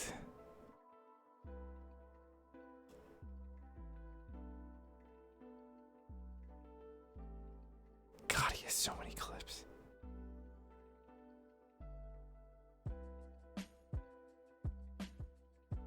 Nah, it's taking too long. I'm just gonna move on without it. Yeah, okay. Damn. Is this me or you? This is you. Okay. In April 1855, during the Crimean War, Engels published, quote, Germany in Pan-Slavism in the New Order Zeitung. In this article, he expresses the fear that through support of Pan-Slavism, Tsar Nicholas I would be able to gain the sympathy of the Slavs of Eastern and Southern Europe, many of them Orthodox Christians, and use these new allies to dominate the whole of Europe. But Engels does not stop there, nor at the fact that in 1848 to 49, many Slavs supported either Russia or Austria against the revolutionaries. Instead, he labels the Southern Slavs as a whole as counter-revolutionary. He goes on to paint the entire conflict in Europe since 1848 as one between Pan-Slavism and the Roman, Celtic, and Germanic races, which have hitherto dominated Europe. These articles appear to have had Marx's general approval, although one certainly cannot assume agreement on every point. So yeah, Engels breaks this down to all of the entire conflict of 1848 as between Pan-Slavism and Roman Celtic Germanic races who have hitherto dominated Europe. Somewhat troubling. I should have just had Grom hop in and be like, he's about And to read get all the real racist parts. racist in here. Yeah, we should have brought Grom on for the stream just to read the explicitly racist parts. Let's move forward here because this continues. Right. Well, here's the thing, Sean, Anarchist Laboratory Sean. Yes, while we both know that, Freddie and Carl were, both kind of racist, at least one of them kind of moves past it for the most part. Yeah, we'll get there. We'll see. We're getting there. Here, Engels was continuing themes from an earlier series he had published in the New Rheinische Zeitung in Magyar struggle, published in the New Rheinische Zeitung. Jesus, why do you have to say it twice? On July 13th, 1849. Engels details how Austria had been able to win the Slavs over to its side in order to fight against the revolutionary forces in Hungary. And he goes even further than in 1855 in his pejorative characterizations of the Slavs. In Central and Southern Europe, he writes, except for the Germans, the Poles and the Magyars, who are the Hungarians, all the other large and small nationalities and peoples are destined to perish before long in the revolutionary world storm. For that reason, they are now counter-revolutionary. Engels concludes this 1849 article by going so far as to predict the disappearance from the face of the earth not only of reactionary classes and dynasties, but also of entire reactionary peoples. And that too is a step forward. Wilco, we needed you like 5 minutes ago when we were trying to find the clip of Grom saying it's about to get real racist in here because we're going over Friedrich Engels' incipit racism. Can you read that last quote for me? It starts at the disappearance. The disappearance from the face of the earth, not only of reactionary classes and dynasties, but also of entire reactionary peoples. And that, too, is a step forward. Which sounds a lot like... Nazism. Genocide? Yeah. I said this at the beginning of the stream, and if you weren't here, I'm going to say it again. Reading this has actually changed the way that I look at Frederick Engels. I'm not saying that it's like completely. I'm just not. From this point forward, I look at him differently. I have a different idea and different image in my head after reading this. Yeah, like in terms of the work of Marx and Engels, if somebody asked me, like, well, what do you recommend out of Marx and Engels' work, to start with? I would still give them, like, the what the hell is it? The communist principles of communism. That one. I would still recommend that. But as far as, like, anything else, I don't know. It's specifically by Engels, you know what I mean? Yeah, I mean, I find this, when Marx, referred to China as barbarians, and, when he pretty much just trashed the history of India and, things like that, which apparently he kind of switches up on later. I can kind of forgive that kind of language, but pretty much saying that this sounds like something that Hitler could have written. This sounds like a Hitler quote. It's like all the Russians, they just need to disappear. Right. That if all the Slavs disappeared, that is a step forward. And not only will the classes and dynasties, but also entire peoples must disappear. And that is a step forward. That's a really difficult line for me to contend with. And maybe we'll continue reading this and there'll be some kind of a change or an enlightenment on that. But if that never really gets corrected in any way, that's a pretty damning quote for the reputation of Engels in my mind. Yeah. I mean, especially because it's like, for all of the other things about, like, Stalin moving, like, the Korean diaspora, he was in the middle of a war, and moving all of like, the ethnic Germans that were in Ukraine, because of, worries about spies, same reason, but again, in the middle of a war, or like, a lot of the other stuff that went on, right? Or even like Castro's homophobia, right? He at least like lived long enough to be like, I fucked up. That was wrong of me. You know what I mean? Like, there's a lot to be said about all of these other revolutionary figures. I think you have to make a massive separation between what Engels wrote in a book and like, decisions that actually materially affect hundreds of thousands of people, I'll say. Right. Whereas like, Engels was never in a war. He wasn't in charge of a state or anything like that. And it's just like, you didn't grow, you had all that time and you didn't grow enough not to not be like racist against Slavic people.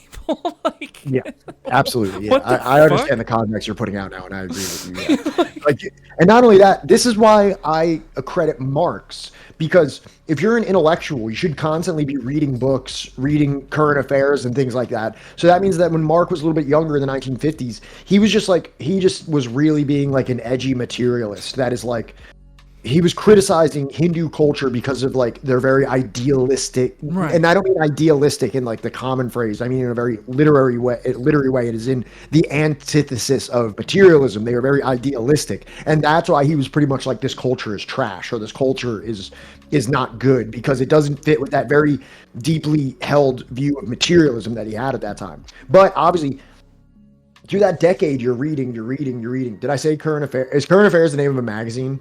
Probably. Okay, I was trying to say just like current events. Yeah. But as you read, because like I know for me, like over a period of 10 years, yeah, if you're actually reading and you're actually pursuing these things, it's impossible for you to not change. I'm changing as I'm reading this book. As I read this book, this chapter about Engels, if you had asked me 2 years ago, I would have told you that Engels was like the most based dude, because I loved the principles of communism. I was almost like, oh, Engels doesn't get enough credit. He's actually like better than Marx on some things, and blah, blah, blah, blah. And now I'm reading this and I'm like, holy shit, I don't know if I can fucking co-sign this guy. I don't know if I can fuck with this dude anymore. So like Engels is, one of the great intellectuals of, the past few hundred years. You would think that maybe he would have been in the study for a little longer and maybe been like, hey, maybe all of Slavic people don't need to disappear for the advancement of civilization, which is a very like Nazistic, Hitlerian kind of perspective. Maybe we need to remove him from the Marx, Lenin, Stalin, Mao, like, head trio. You know what I mean? Maybe we can put somebody else there, like, I don't know. Or you can just keep your microphone over it, just like you're doing. Yeah. And no one can actually see what you're doing. Yeah, no one can see what I'm doing. Whatever. Moving on. There's better contemporary and classic communist authors that aren't racist element. No, that's what I'm saying, Sean, is that like... And communism should never be some kind of an adherence to a 100-year-old tome of information or anything like that. The sacred texts. What Marxism? Oh yeah, okay, Graham, I see what you're saying. Okay, thank you. Okay, I see exactly what you're saying. That was a good one. But yeah, you know what I mean? Like what we understand today as, Marxism, Leninism, or, communism or socialistic development is something that has translated through the brains of not only Marx and Engels and Lenin and Stalin and Mao and Castro and Sankara, but it's also like what is translated through the hundreds of millions of people that organize these societies. And that's what we have at our basis now, and it will continue to go through these evolutions as it continues to be brought from the idea world into the material world. Right. And there are leaders that are alive right now that are going to be extremely influential, right? That are doing things right now that are going to have reverberations into the near future. Yeah. So, take of that what you will. Is this me or you, by the way? This It's line? you. Okay. Then, in democratic Pan-Slavism, an anti-Bakunin polemic published on the February 15th to the 16th, 1849, Engels writes that hatred of the Russians was and still is the primary revolutionary passion among the Germans, and that we know where the enemies of the revolution are concentrated, vis-a-vis in Russia and the Slav regions of Austria. He also claims in this article to have provided proof that the Austrian Slavs have never had a history of their own, and that all real historical development in the region came from the influx of Germans, Hungarians, or Italians. Wow! Yeah.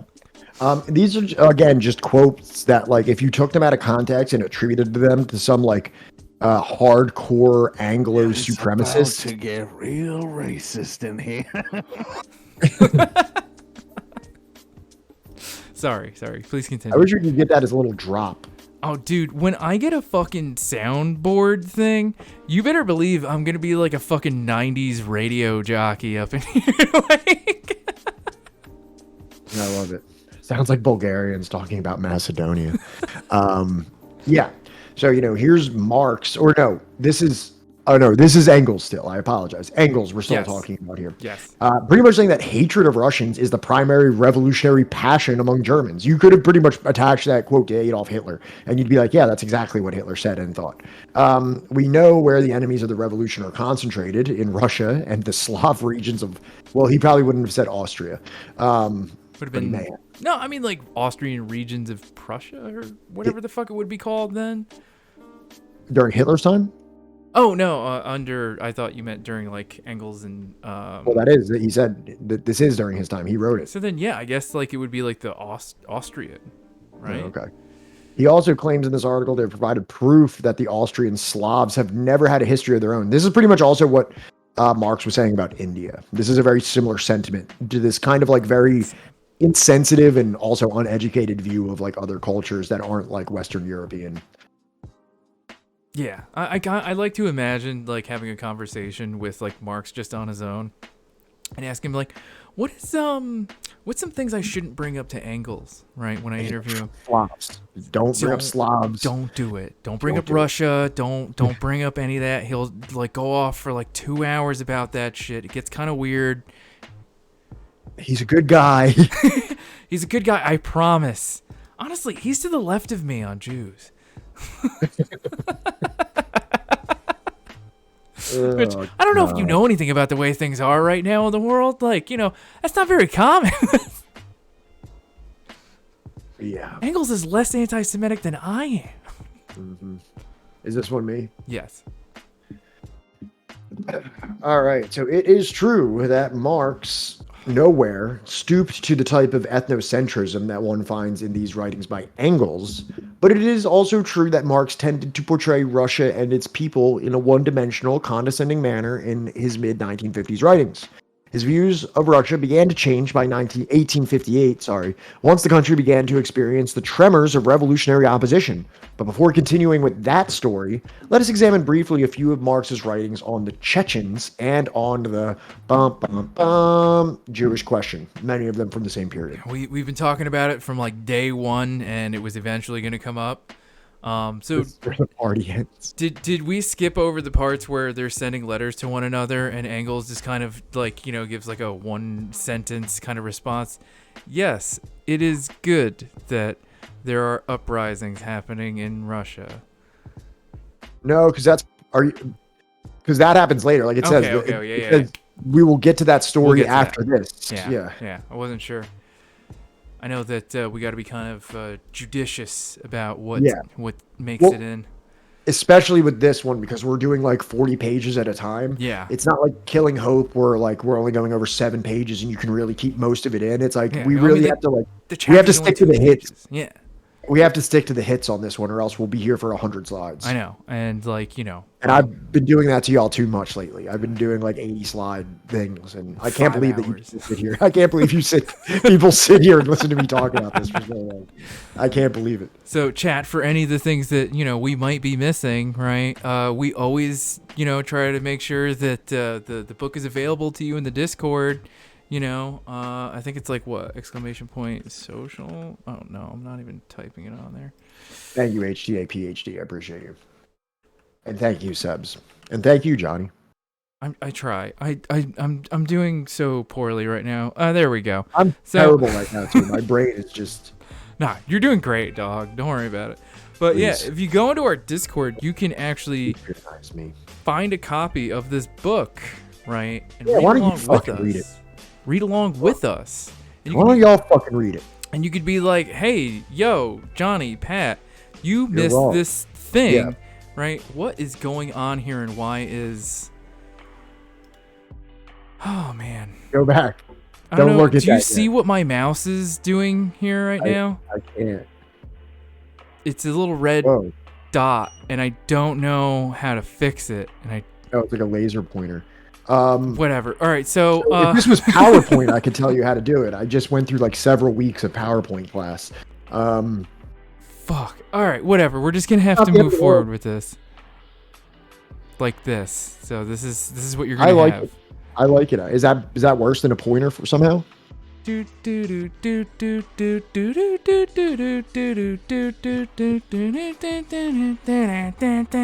right. In his writings on the Crimean War, Marx did not perceive any revolutionary sentiment within the ethnic Russian population. But he did note frequently the determination and the persistence of the Chechens, all 15 of them, and the other Muslim peoples of Caucasia, who, under the leadership of the great rebel leader Shamil, had ever since the 1830s mounted a strong resistance to Russian conquest. The contemporary relevance of Marx's writings on the Chechen rebels is brought home by Marie Bennigsen Broxup, the editor. That's the name of the person. The editor of Central Asian Survey. Quote, Karl Marx is not in fashion. That is too bad, because his assessments of the war in Caucasia in the 19th century remain an excellent source, one which could give useful historical references for those who, in the West, are so eager to give credence to Moscow's claim that Chechnya is an integral part of Russia. Un peuple indépassable le monde. In 1995, no less. Holy crap. Yeah, well, that's just when that retrospective of the situation was read. So yeah, so Marx, you know what I mean, in keeping with this, like, you know, and this is kind of like an explanation of all of like this kind of like insensitive language, is that Marx is just completely hell-bent on revolution happening. So anything he sees, it doesn't matter if it's Muslims, like whatever other kind of like maybe like racial term that he might have used to disparage Hindus or Muslims or whoever. Now he's like, these Muslims fucking rule and I support them with everything in me. Like, it's pretty much like what in any kind of conflict, he will just immediately be like, this person is this side is the revolutionary and this side is counter-revolutionary, and that's who I'm riding with. It does not seem that falls under any kind of like racial or ethnic or religious lines. Would you agree? Yeah, no, I think it has, I think it just has to do with whatever is in opposition to Russian, or Russian, like, imperialism, whatever the hell you want to call it, right, is who he's going to back. Right. Too long didn't read Marx was white. Yeah. That was perfect. Are we going over Dagestan? Right. Hell yeah. Which, by the way, I forget what the fuck me and the wife were watching, and she's like, wait, Dagestan's a place? And I was like, always has been. She's like, I am just finding out that this country even exists. Not a country. Fine, it's not a country. Long before there was Khabib, Dagestan was home to a far greater fighter. Imam Shamil, the man who resisted the Russian Empire. Imam Shamil is renowned for leading a 25-year resistance against the Russian Empire in the Caucasus, and he's considered one of the greatest military leaders of all time. They say no man could run like Imam Shamil. No man could ride a horse like Imam Shamil. No man could swim like Imam Shamil. No man could fight like Imam Shamil. He was born in No man could take a cool 1797 picture like to an Imam Avar Shamil. family in the village of Gimri. Dude looks hard as fuck in all his pictures. Really By the does. age of 20, he traveled to Syria, where he mastered several of the Islamic sciences. After returning to Dagestan, he joined the fight against Russia as it sought to expand its borders into the Caucasus. His fighting was, however, cut short after he obtained severe injuries in the Battle of Gimri in 1832. After his recovery in 1834, he was appointed as the new Imam and leader of the Dagestani army. Due to his towering height, athletic build, and immense Islamic knowledge, he swiftly attained the trust of the people. He was also able to structure and Chad. unify the Muslim ranks throughout the Caucasus into one Islamic army. He signified a beam of light for Caucasian autonomy and gave people hope of long-awaited peace. He was also able to rectify many of the social vices of the time and bring his people closer to Islam. From 1834 to 1859, he continued to defiantly resist the Russian forces, despite their clear military advantage. News of his ability to forestall the gigantic Russian Empire's expansion soon spread across the world, and he soon became famous for his bravery and virtue, a man who would never surrender. However, in 1859, his power slowly weakened due to internal tribal conflicts, and he was eventually captured. He was thus taken prisoner by Russian forces and placed in a 10-year exile under strict supervision. Following his exile, he was granted permission to make the Hajj pilgrimage for the second time in his life. After completing the Hajj, he visited the city of Medina and subsequently died there in 1871. He was buried in Al-Baqi' cemetery with many of the family and companions of the Prophet Muhammad. Sallallahu Alaihi Wasallam. May Allah have mercy on Imam Shamil, and may his stories serve as a legacy for Muslims around the world. That's fucking wild. Yeah. Alhamdulillah. Alhamdulillah. But yeah, so it's a historical figure who I had never heard of before. Yeah. He got mentioned here, and I figured I would try to pull him up to kind of just and it gave us just a little bit more information about what this Chechen conflict was that Marx was supporting. Yeah. Oh, and I was kind of marveled about the year 1995 because I believe that was the year that Putin was putting down like another Chechen, movement. That's probably what made that whatever writing that was pulled from. That's probably what made that such a prescient writing at that time. That's a good thing. That's a good point. Is this me or you? I think this is me. Okay. The Jews, he writes, were the most oppressed. Nothing equals the misery and the sufferings of the Jews at Jerusalem, inhabiting the most filthy quarter of the town, the constant objects of Mussulman oppression and intolerance from the Christian side. Jews were being insulted by the Greeks and persecuted by the Latins. Their suffering was caused not only by the Eastern Orthodox Christians and the Muslims, however, but also by the Western Europeans.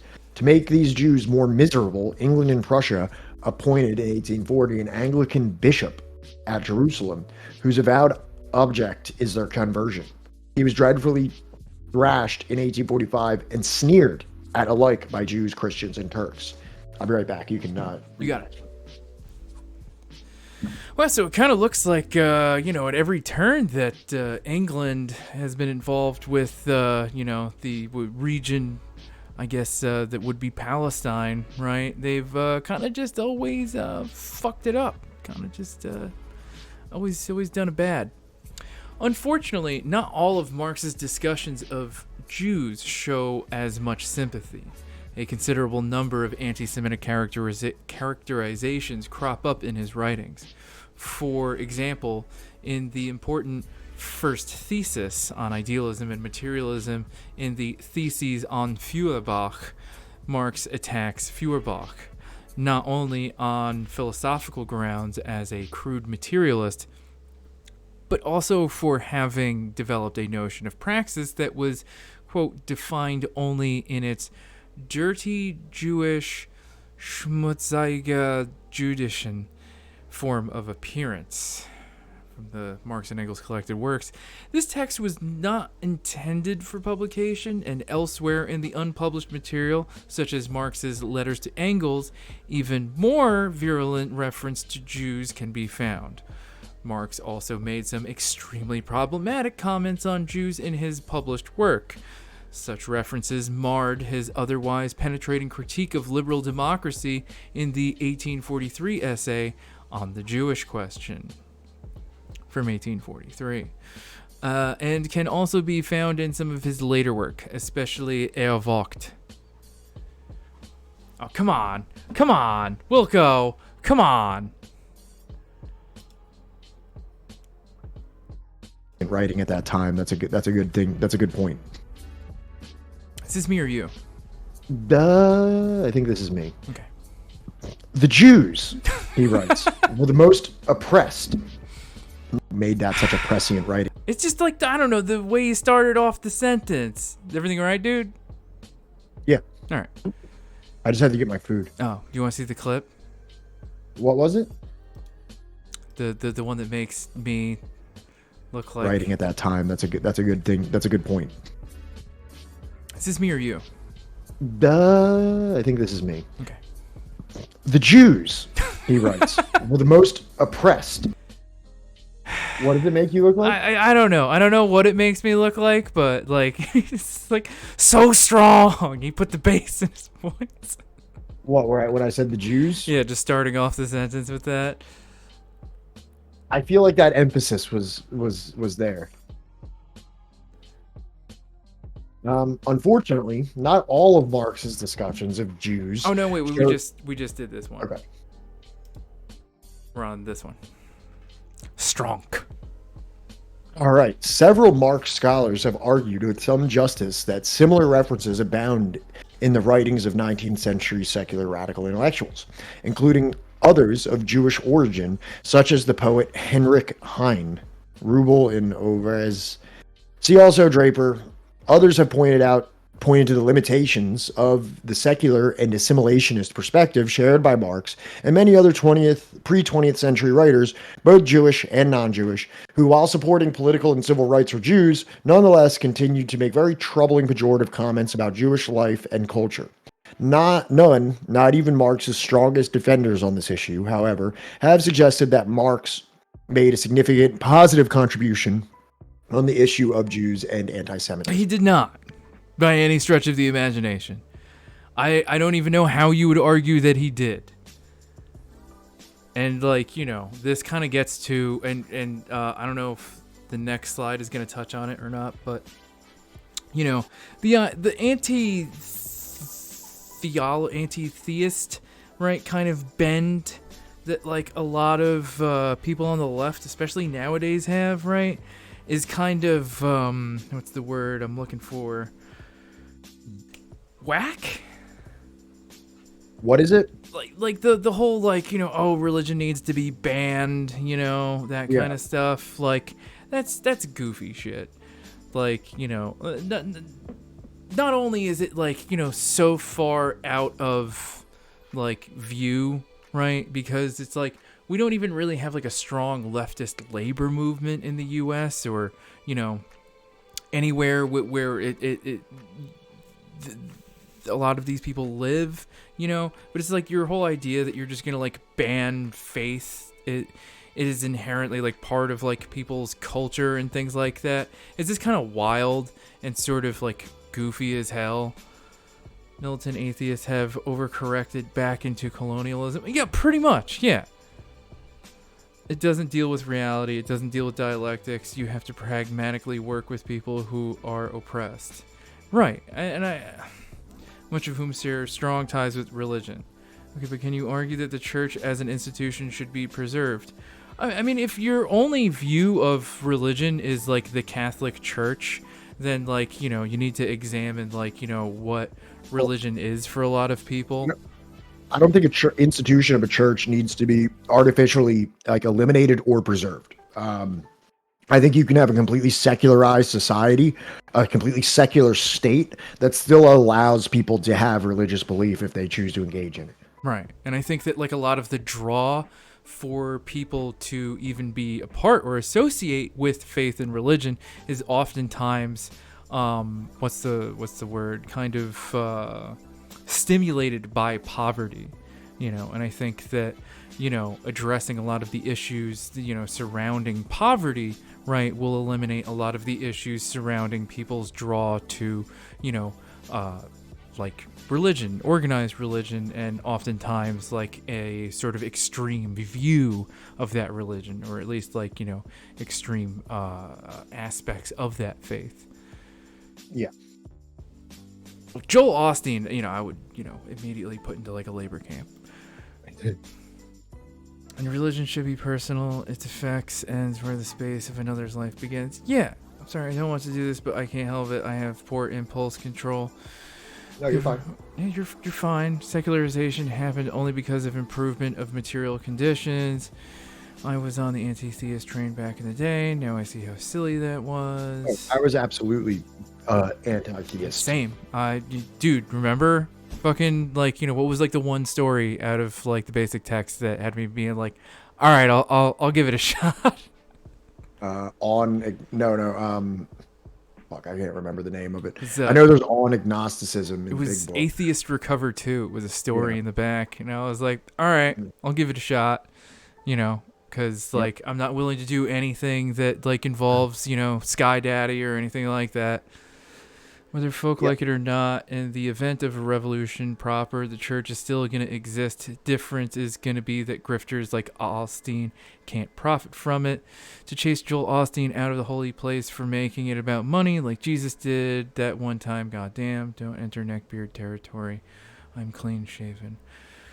Yeah, no, look, and nobody start castigating HTA. I'm not trying to say, oh, you're wrong or anything like that. Like, they are perfectly valid in like, their views, right? I'm not arguing that they're wrong or anything like that. For a period of my time, and if you bring up like the right tract of religion, I'll honestly start feeling the same way. I don't think HTA said anything that was particularly out of line. No, not at all. There's nothing wrong with like wanting to excise social parasites like Joel Osteen. Yeah. Like that is like a very relevant thing to be concerned about. Yeah. But I think if you grew up in the first world in the United States,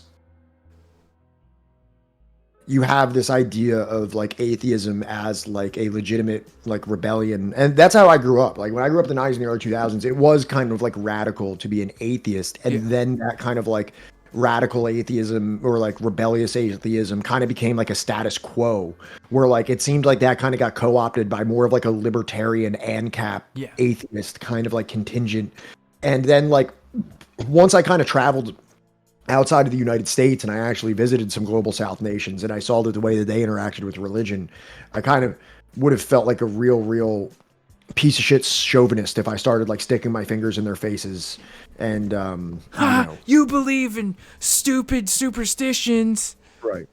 Like I was watching Zeitgeist when I was like 16, being like, see, Jesus is really just like the sun god of Egypt. I mean, that's all it really is, right?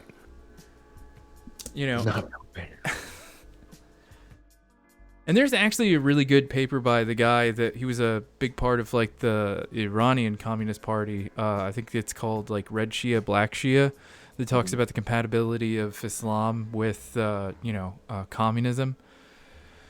Not Bill Mayer. No, fuck Bill Mayer entirely. Islam is actually very compatible with communism, in my opinion. If you read like what like the central tenets of Islam are, it's fasting so that you can get into the mind of what it's like to be poor, and giving tithe. You know what I mean? Like if being part of Islam is to give tithe, is to give charity. Right. Grom is making an excellent point, and I've talked to him privately about this, but he says, as I have said before plenty of times, religion isn't special. It's a part of reality as much as culture, politics, and everything else in the superstructure, and should be treated the same. The issue is communists divert from materialism on religion alone and treat it as if it doesn't adhere to this reality, which is silly. And I remember I was really into religious. I used to actually be a really big Bill Maher fan when I was still a lib. Yeah. Anarchist Laboratory Sean has a pretty fucking good quote here, or a pretty good statement here. If people are curious whether Islam and communism are compatible, just ask Muslim communists. Like what? I mean, I think that there's some. I mean, the wave of Arab socialism that came in the 20th century. But it was supposed to be like that. Like, you know, in Gaddafi's view, socialism is in line with Islam far more than capitalism. Capitalism is an affront to Islam. It's actually an affront to Christianity too, in many ways. But Right. You know, we're not talking about that at the moment. Capitalism is like the most kind of like hedonistic, individualized, you know, type of system that you could have, and it is quite an affront to all you know, religious texts, at least if you have a sincere reading of them. Right. Like, are you going to tell me that, like, none of the people in, like, the Indonesian Communist Party that were murdered, none of them were Muslim? None of them were practicing Muslim? I'm just saying, I don't know why we're trying to entertain hypotheticals when Twitter exists for you to talk to Muslim communists. Grom has made the most coherent argument against anti-theism I've heard, but I'm still not convinced. I'm not even sure I can be, so...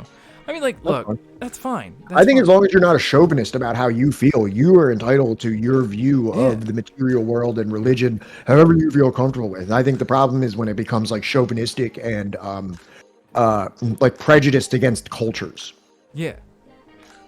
Because it's kind of like saying that, like, you know, I want to eliminate all religion in, like, a post-revolution, you know, whatever. Like, as you know, I'm a big proponent of, like, you know, land back. I'm a firm, staunch, like, you know, aggressive supporter of land back to the point where, like, I don't care if it's not, like, perfectly in line with my communist fucking beliefs or anything like that. Like, I want, like, indigenous sovereignty and independence. I want the land returned. And if that means that, like, you know, certain land isn't allowed to be cultivated from, right, because it's sacred. Right, because of sacred and religious beliefs, right, which, like, by the way, I, you know, highly recommend reading, or at least checking out God is Red by, what? Can I give a counter to this as well when you're done with that? Yeah, by Vine Deloria Jr., you know, or even The Fourth World, you know, I've got a copy of it right here that I started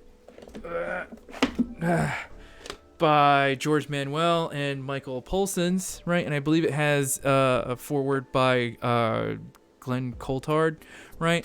I highly recommend checking these things out. I'm for that. I am for that. I think that, like, you know. How do you feel about the situation that I raised a few days ago about Uzbekistan in the time of the Russian Revolution and the beginning of the Soviet Union, where there was many individuals, and I'm not saying obviously it wasn't a 100% of Uzbeks that were against this type of strict religious kind of society that they lived in, but there were certainly some of them that were more progressive that were against it, but there was also some that did not want it to change. But, you know, they were holding on to very regressive social structures of child brides, of forcing women to wear veils and things like that. And this was, you know, maybe someone would say chauvinistically applied to that society, that they were not going to continue to do that to people. Right. I think if it's harmful, right, to people, then sure, you know, I absolutely have some, like, you know, pragmatism about it. You know what I mean? But, like, that's the thing, is that, like, to a very large... This is also what Thomas Sankara did, right? You know, abolishing, you know, male... What they would have done in Afghanistan. Male polygamy, you know, that also included child brides, you know, and things of that nature, right? So there's a line to be made, but, like, you know, in the case of the U.S. and why we are always having, like, you know, Rick and Derek on, you know, why we have Victor come on, why, like, you know, we talk about, like, these indigenous issues. When it comes to applying that here in America, it is going to look very different, and it is going to happen very differently because of very different material circumstances. People don't say I hate culture, for an example. I do hate American culture. Well, we do the ones, but the Nazis, it's an oxymoron, not specific culture, just culture itself, the pure definition of culture. Same as religion, there is no monolith. It is simple, a manifestation of the base. Right, and there are going to be contradictions, you know, at play here, it should anything like that ever happen. And hopefully, land back does, and hopefully those contradictions play out for the betterment of everybody. Will there be missteps? Almost certainly. But this is purely hypothetical, and I think that, we've gotten deep into the weeds, and we're going to go back to the reading. So, Marx's reference to Judaism and Jews were certainly problematic. They showed the downside of a universalistic secular outlook that, by condemning all religion, sometimes failed to distinguish between the impact of such attacks on a dominant religion and those on a persecuted minority one. These remarks, as problematic as they were for the most part occasional ones that were not typical of Marx's overall discussions of nationalism and ethnicity. I leave aside the psychological issue of Marx's possible personal ambivalence towards his own Jewish origins. Yeah. And I think that HGA, I think that's also a really important thing, is that, and this was my situation as a as a atheist in the United States, is that we're so, and I'm speaking for myself, I don't know what your situation is, but it's like, in the United States, I'm mainly looking at Christianity, especially in my life. So when I rebel in this atheistic way, I'm really looking at Christianity as my target, which is a dominant, at least where I am, a dominant religion. Right.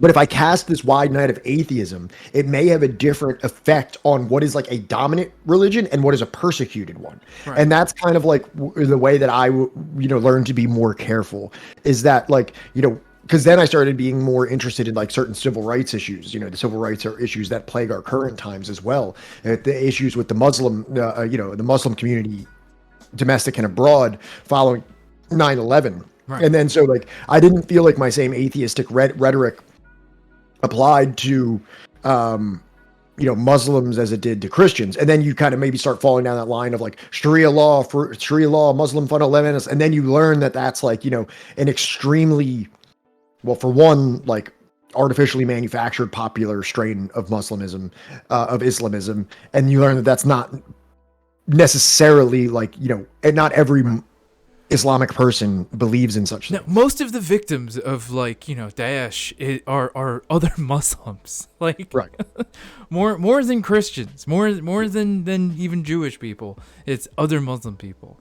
So HTA, yeah, both me and Pat were raised Catholic, so we're absolutely we understand where you're coming from, what you're saying, and to a degree we felt the same way, I also agree with most of what you're saying. Yeah. I don't want you to feel like we're disagreeing with you to any effect where we're dismissing your argument.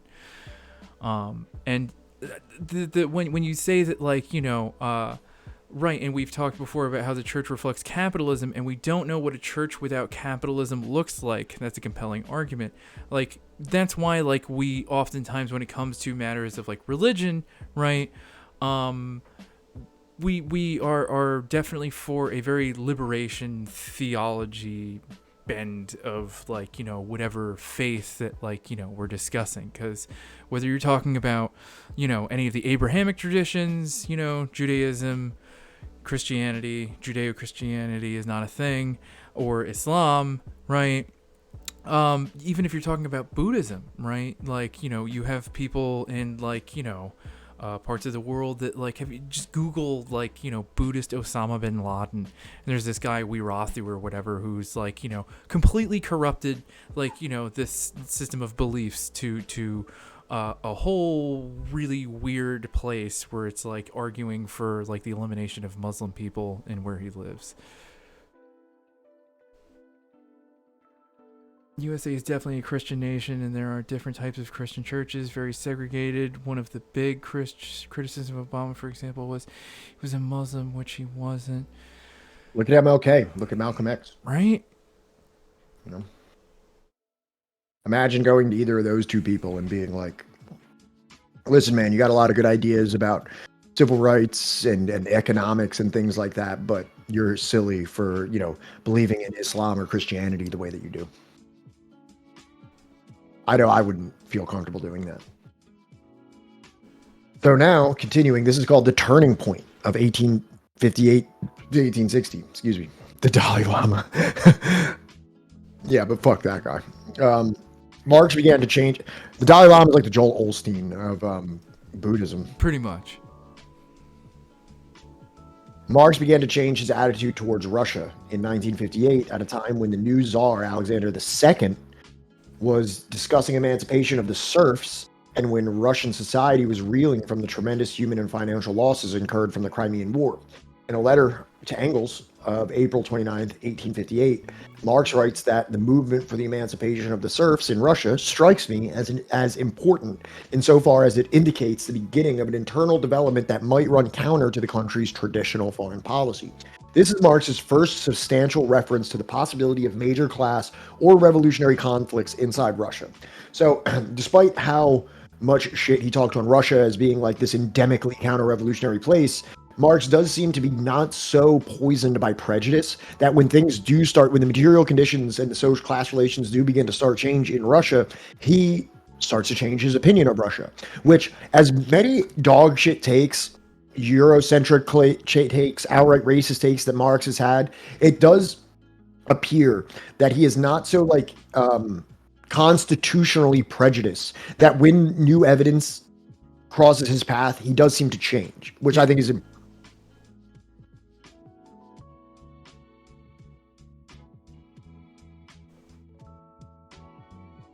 Wait, were you gonna keep talking?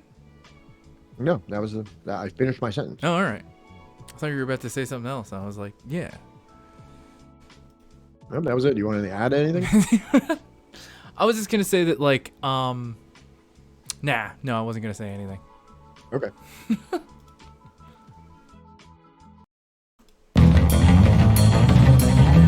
History of Russia in 100 Minutes by Smart Histories.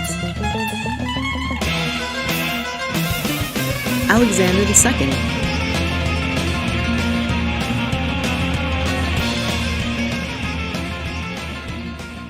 The rule of Alexander II was an era of liberalism and long-awaited reforms. The emperor abolished serfdom and introduced reforms that modernized the economy and enabled Russia to enter the industrial age. Background: Alexander II was the eldest son of Nicholas I.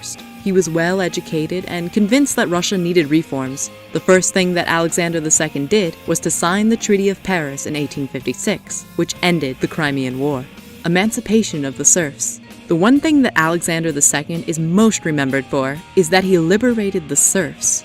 He earned the name Tsar Liberator for that. When Alexander first opened a debate about the emancipation of serfs, the nobility opposed him. He then concluded in a famous speech, "It is better to abolish serfdom from above than to wait for the time when it will begin to abolish itself from below." In 1861, the Emancipation Manifesto was passed. The manifesto finally declared all privately owned serfs free. In 1866, all state-owned serfs were also declared free.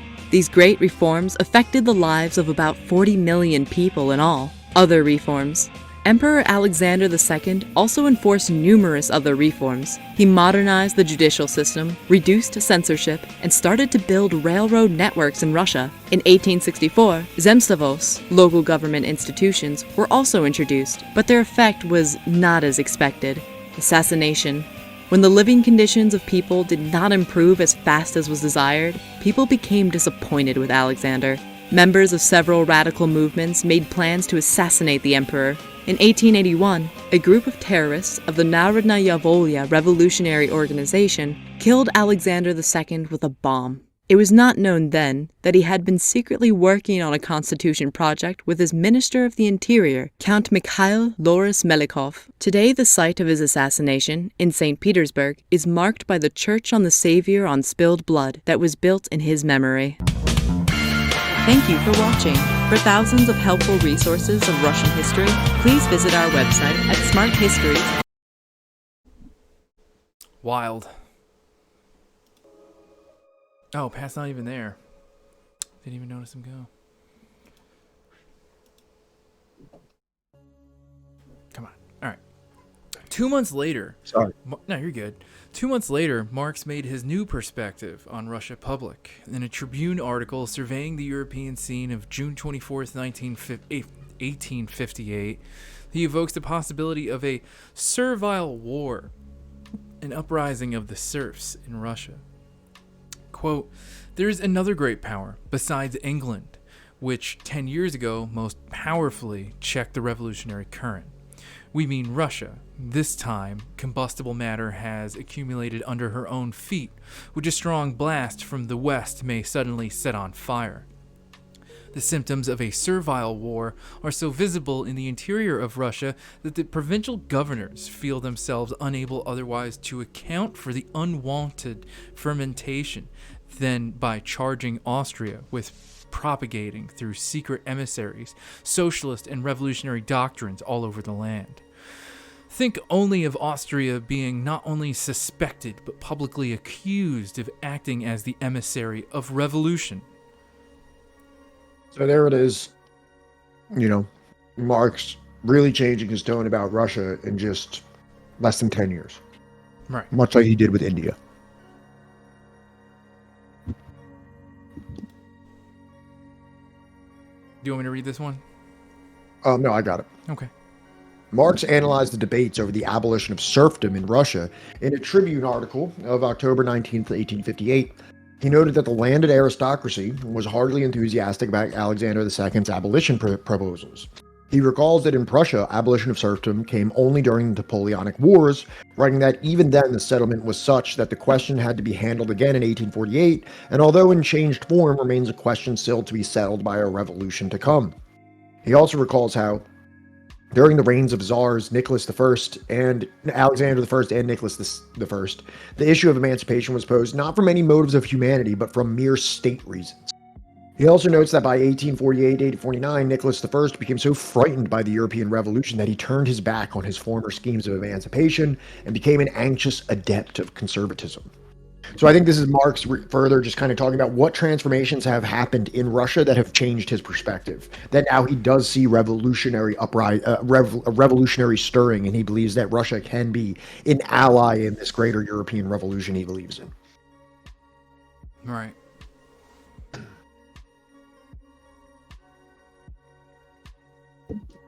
By the late 1850s, however, the new Tsar, Alexander II, faced a very different situation. With Alexander II, it was hardly a question of choice whether or not to awaken the sleeping elements. The sleeper awakens. The war, bequeathed to him by his father, had devolved immense sacrifices upon the Russian common people. The war, moreover, led to a humiliation and a defeat, in the eyes at least of the serfs, who cannot be supposed to be adepts in the mysteries of diplomacy. To initiate his new reign by apparent defeat and humiliation, both of them to be followed by an open breach of the promises held out in wartime to the rustics, was an operation too dangerous even for a Tsar to venture upon. How interesting is it that this development in Russia is so... We're talking about the Crimean War still. Right. Which Tsar Nicholas II, Alexander II, not Nicholas II, inherited from his father. How similar is this to Russia in World War I? This is almost identical. It had involved immense sacrifices of the Russian common people, and it moreover led to humiliation and defeat, and at least in the eyes of the serfs, who cannot be supposed to be the depths of mysteries, blah, blah, blah. So, the Russia's engaged in this war, they're losing, they're humiliated, and, it's the serfs now, it would be the workers in a couple decades, but, the people are seeing this and being like, why are we dying for this pointless cause that has nothing to do with this? Right. It is strikingly similar to World War I. Did you only free us so that we could be used as cannon fodder for your weird expansionist war that, Exactly. we have no care for? Exactly. Do you want me to read this one? No, I got it. All right. Here Marx is pointing to nothing less than the possibility of a revolutionary crisis in Russia, based on several new elements. 1. The regime's loss of legitimacy due to the war. 2. Unrest from below. 3. A split in the dominant classes. All this recalled 1789. In these weeks, in the fall of 1858, Engels somewhat belatedly takes up Marx's new emphasis on the revolt inside Russia, writing to Marx on October 21st, "The Russian affair is turning out very well. there is unrest in the South now too. So this is, again, these three elements is also so much like World War I in Russia, right? Yeah. The regime's loss of legitimacy due to war, there was unrest from below, and there was a split in the dominant classes. Sounds pretty fucking similar.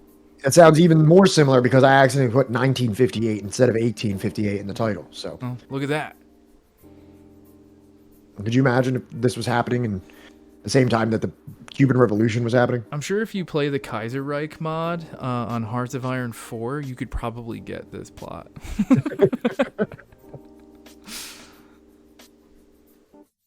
Hopefully nobody noticed that. And if you did, you're just such kindly sycophants that you didn't correct me on it. Then, in a long article, The Emancipation Question, published in the Tribune on January 17, 1859, Marx analyzes in greater detail both the content of the Tsar's emancipation proposals and the overall situation in Russia. He expresses surprise at that the autocrat Alexander II has referred to the rights which belong to the peasantry by nature, something Marx compares to the language of the rights of man of 1789.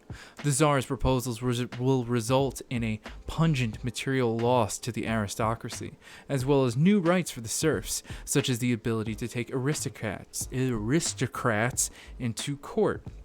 The response of the landowners has been procrastination, plus a demand for a parliament of nobles. Marx also points to Russia's intellectual ferment with the founding of over 100 new literary journals announced for 1859. He then recalls previous betrayals of promises by czars to free the serfs, especially that by Nicholas I after 1848. Yeah. Yep, just more information there. Rights that belong to, talking about the pledges, the liberal pledges that Alexander II had made. So, I was, when I was watching that, Dear Mama thing on Tupac on Hulu, there's a speech by Bobby Seals, where, he's saying, like, we were promised, freedom after the Civil War, and we fought for that and we didn't get it. We were promised freedom, after World War I and we didn't get it. We were promised freedom after World War II and we fought in that and we didn't get it. We were promised that in Korea and we still haven't gotten it.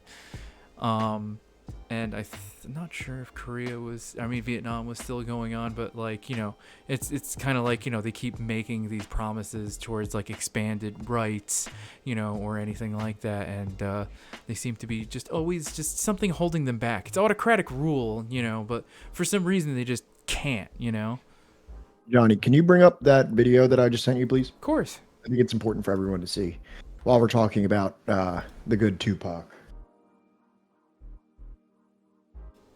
Yeah, Bobby Seale was bound and gagged and strapped to a chair in court. If I could just get this fucking thing to fucking work. Fucking work. This goddamn mother... Oh, this video. Which, after watching, as much of that series as I have... It almost seems like he's playing dumb in this video. All the time. I'm really into books. I'm into the part. Right now, I'm into Mastering the Art of War, The Art of War. I just found all these new books. Thoughts of a General, How to Win an Argument Every Time, The Buying of a President. What's that book I got? The Russian guy? Stalin. I got that. Christopher Darden book. You'll Never Work Again in Hollywood, whatever that is, when they talking about people that slept together. I'm reading that. A lot of different things, but mostly shit on what built generals and what made countries and what I want to read what Clinton read. Because he does the same shit I do, but don't, get in trouble. All his homeboys commit suicide. He get caught with his pants down in the bathroom, and this nigga is still the president. I got women on, marching outside my shows. This nigga's the fucking president. I'm 24, he's 40. What's his excuse? So, after watching as much as, and I only got 2 episodes in, and learning that like his mom, was a Black Panther, and like a really high up Black Panther, by the way. She was not just like, only that she made decisions. And then learning that like he was involved in like the new African Black Panther Party, and he was also a card-carrying member of the Baltimore Communist Party when he was like 15. Yes. And this is like literally right before, his first album dropped. He was considering becoming like the leader of the new African Black Panther Party. Yeah. Are you talking about the new? Yeah. I am talking about the new documentary on Hulu. And apparently from like a young age, he's like reading Fanon, he's reading Mao, he's reading like Castro, right? I think he's playing dumb when he's saying like that Russian guy Stalin. I there's no way in hell that like he's that well read and he doesn't know like who this Russian guy is already from like a very young age. You know what I mean?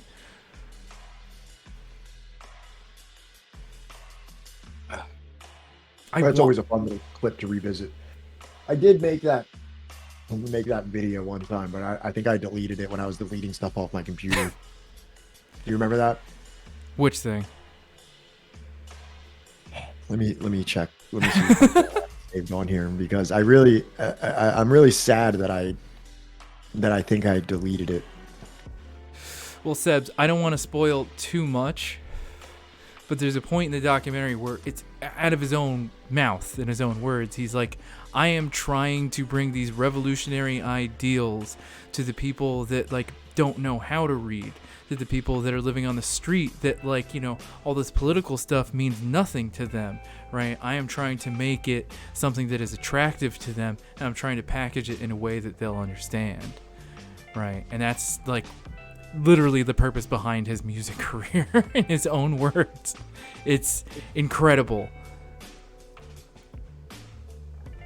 Damn, see, like it's still in my video editor, but the source, I've deleted like the source stuff off my computer because it was like taking media offline. Fuck.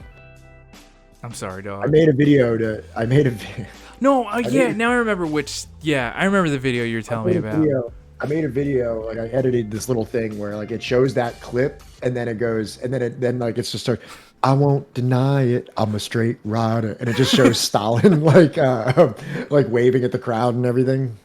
Dude, they have footage of him at a show, like a very early show before his first album came out, and he's literally the hook is Panther Power. Yeah. Like the dude's legit. I honestly think he's playing dumb in that video. What about this? Send to me. This is another. I don't know much about this. I don't know what this really means, but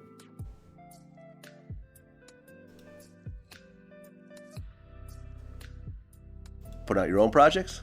I'm working with Rich. I did an album when I was working with Rich, but they never put it out. Actually, we don't have to leaked watch the it album because I didn't. They was taking too long to put it out for me, so I just leaked the motherfucker. But when I was working with Rich, when I was working at the grill on my album, is this the part you wanted to play? No, I was just showing the thing. I don't even really know what the video Rich even talks about. I didn't even know that there was a rapper named Jay Stalin. There is. That's kind of like, we don't. It's a 10-minute long thing, but there is a rapper out there named Jay Stalin. I've actually never listened to his music.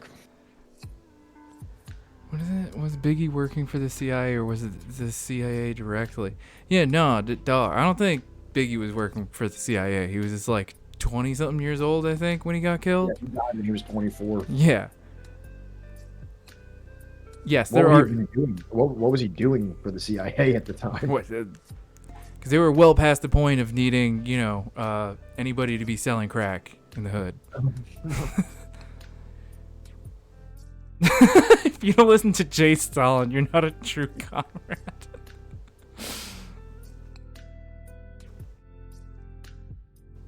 So, He notes that since 1842, the insurrections of serfs against their landlords and stewards have become epidemic, and that during the Crimean War, these insurrections increased enormously.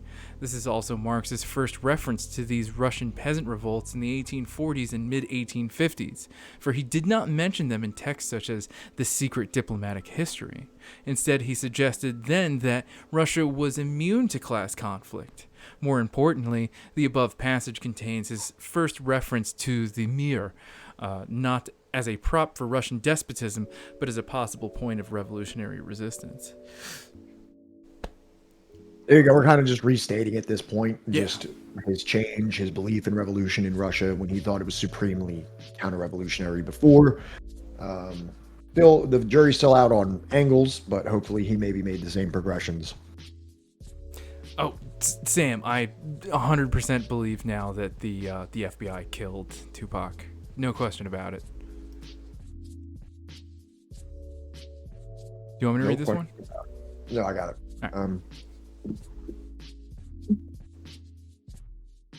Yeah, I would agree, Wilco, that Tupac is a little bit more suspicious. Yeah. A little bit more mysterious. The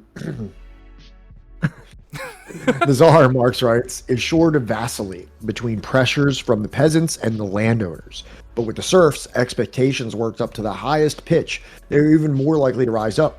He makes an analogy to the most radical phase of the French Revolution, writing that if the serfs rise up in a massive way, the Russian 1793 will be at hand. The reign of terror of these half-Asiatic serfs will be something unequaled in history, but it will be the second turning point in Russian history and finally place real and general civilization in the place of that sham and show introduced by Peter the Great. Thus, it would be through revolution, now a real possibility, that Russia would finally develop and become civilized, as it had not, in Marx's view, after Peter the Great's authoritarian modernization drive. And we watched this earlier, the Peter the Great thing. It was the first video that we watched today. Marx was definitely not psyched about what that guy did, and now he's finally like, all right, Russia, there you go. We see some stuff happening there, you know. And he's even equating to what the serfs are doing in Russia to the French Revolution.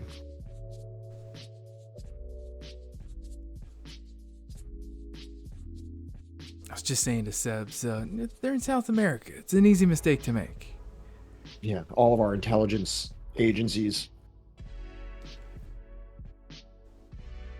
FBI is more domestic. Mm-hmm. None of this, however, meant that Marx was relaxing his vigilance towards the existing Russian government as the most reactionary force in world politics. This can be seen in Er Vogt, Marx's long polemical work published in 1860. In its 20-page discussion of Russia, he writes that Tsar Alexander II might resort to wars of conquest abroad as the only way to postpone the revolution within. He concludes that Russia stood threateningly at the gates of Germany, ready to expand westward and to suppress any serious revolutionary outbreak. Man, if only he knew. Like, if only we could, like, you know, hey, Marx, check this fucking shit out. Fucking the Soviet Union, which is Russian, brought communism to Germany. Do you think Karl Marx... to Germany? Oh, yeah. Do you think he would have appreciated it? I think he would have appreciated the irony. If nothing else. If nothing else. Huh. Can't win them all.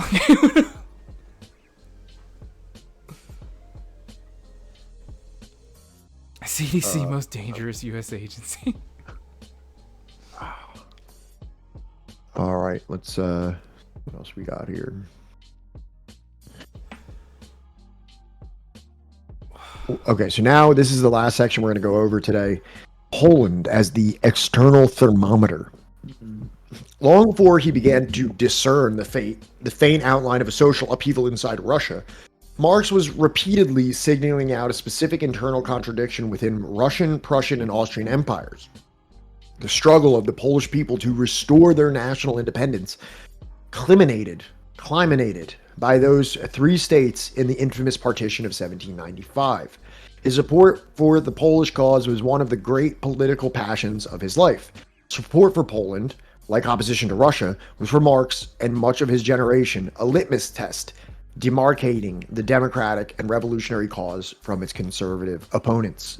So, like, this is almost like the Israel-Palestine of Marx's time, it seems like, where, like, everyone that is, like, of Marx's generation, it's almost like a default setting of being, like, a progressive revolutionary is to support the national freedom of the Poles. Pretty much. Right. And that's why it's known as an external thermometer, as opposed to the internal thermometers. Right. And I think that, is this the part where it talks about how it was largely agrarian, or is that later? I'm not sure.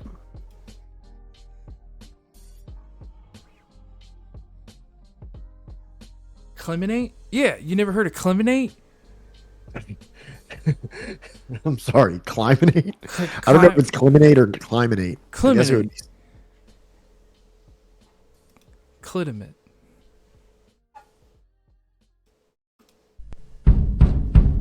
I also love this guy's work too.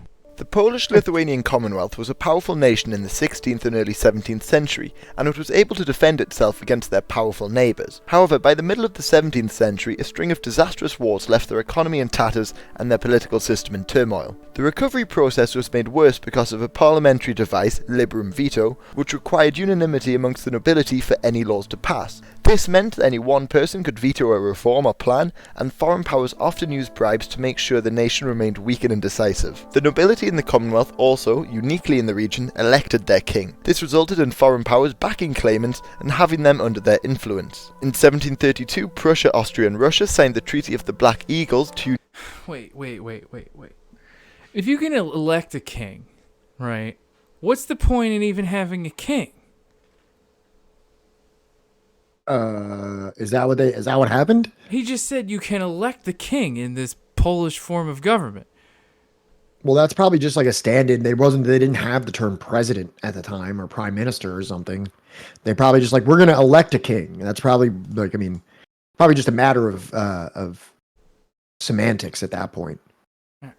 In the region, elected their king. This resulted in foreign powers backing claimants and having them under their influence. In 1732, Prussia, Austria and Russia signed the Treaty of the Black Eagles to unite in support of their favoured claimant. The disputed election of 1733 resulted in these three powers fighting with France and Spain in the War of the Polish Succession. However, when the next election was held in 1764, France and Austria was left weakened after the 7 Years' War. This meant Russia was free to help Stanislav August Poniatowski, the lover of Russian Empress Catherine the Great, get elected. He tried to help reform the Commonwealth and rebuild its strength, something their neighbours didn't want to see. Also, many in Poland opposed his reforms and the foreign influence, so united in the Bar Confederation and rebelled. Stanislav called for Russian aid in suppressing the uprising which began in 1768, and this brought Poland into a civil war. Meanwhile, in the early 1770s, Russia was in a war against the Ottomans and advancing south, notably into Moldavia, a region which the Austrians wanted. The balance of power in the region was shaken as the Russians were surpassing the Austrians in strength. Frederick II of Prussia, who hated the Polish,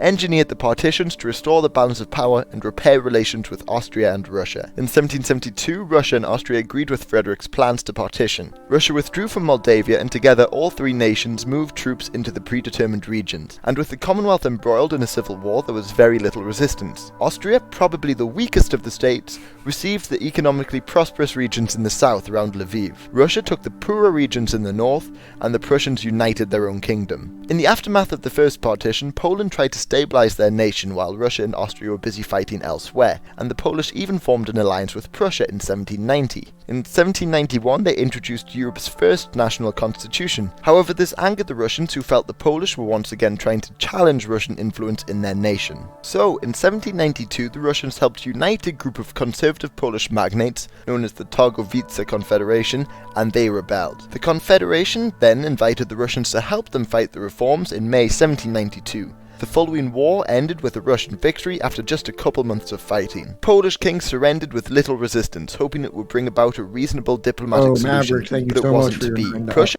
$9 contribution to Books Through Bars. Thank you so much. Thank you, Maverick. 469. Thank you, Maverick. Hell yeah. For achieving the 69. Now that means that the next person who donates literally has to donate at least only $100. From now on out, it's only increments of 100 or 1,000. Russia, who was now fighting revolutionary France, said they should be compensated for remaining neutral. Russia, who had intentionally only hoped to suppress the reforms, agreed, and together they divided up Poland once again. Russia took a lot of modern-day Ukraine and Belarus, while the Prussians took important cities like Poznan and Gdansk. Poland was now reduced to a minor power, and the Polish military were unhappy at their king for surrendering without really having been defeated in any battles. A general named Kosciuszko began to organize a resistance in 1794. With thousands of men, many armed with just axes and scythes, he marched on Warsaw. But the Russians sent a large army into Poland and crushed the uprising. Austria, Prussia and Russia came together and agreed that Poland should be wiped off the map to stop any similar uprisings. Prussia took Warsaw, Austria moved into Krakow and Lublin, and Russia expanded west and took Vilnius. Poland was finally wiped off the map. However, in just over a decade during the Napoleonic Wars, the Duchy of Warsaw was created as a French client state, but it only existed until Napoleon's demise. Over the next century, there were numerous rebellions across the former Polish territories. However, the Polish had to wait until the end of the First World War before Poland re-emerged as a nation. God damn. Poland, you know. Just for them to turn into a bunch of fucking... Never mind. Have you ever seen that video of Stefan Molyneux talking about how great white Poland is? No, I haven't. Well, that's out there. So, that's correct, Miro. That's exactly what needs to be donated. It won't even go to us, so, you know, like, we're for it. Go to us, we go directly to Books Through Bars. Tom will be very happy if you do that. Yeah, he's really been out of the limelight for a while. Which is funny because he's one of those names that, like, I always heard the Chapo Trap House guys talking about. Yeah. Oh, man, go back to those days. Two examples will illustrate the depth of that passion for Poland. The first one, indicative of his private opinions, is found in a letter of December 2nd, 1856, to Engels. The intensity and viability of all revolutions since 1789 may be gauged with fair accuracy by their attitude towards Poland. Poland is their external thermometer. The second example illustrates the extent to which Marx's opponents viewed him as a partisan of the Polish cause. In February 1867, when Marx was preparing to visit Germany to negotiate the contract for capital with his publisher, a German newspaper reported that Dr. Marx, who is living in London, seems to have been chosen to tour the continent to make propaganda for the next Polish insurrection. Marx replied that such a report must be a fabrication hatched by the police, prompting the newspaper to print a retraction. So while what they were saying wasn't true, essentially what they're saying is that Marx was so outspoken about this Polish liberation that when he just traveled to sign a publishing deal, newspapers were like, oh, there he goes. He's on a campaign for Polish insurrection. There's that guy always talking about that thing. Also, Dr. Marx? Dr. Marx. Should we be referring to him as Dr. Marx from now on? If you're so inclined, sure. Dr. Karl Marx? What's German for doctor?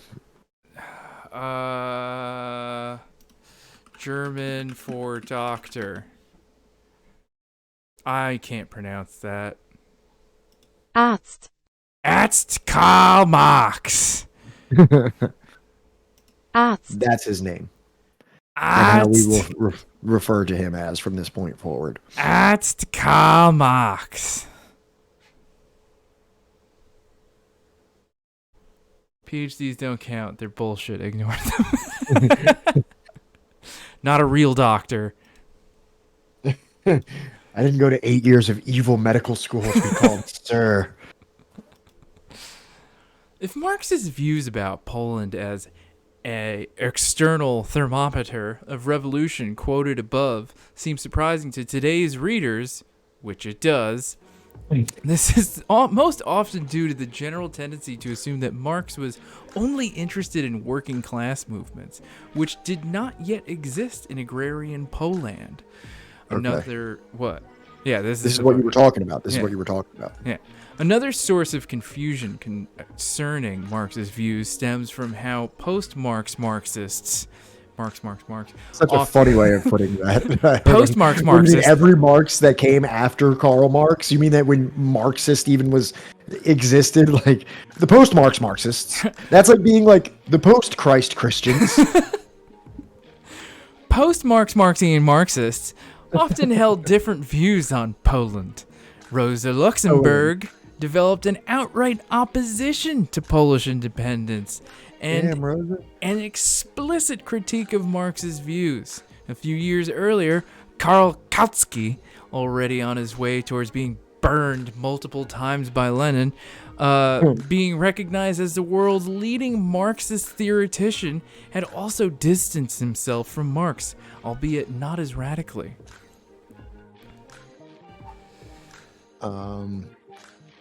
Yeah, so, fucking...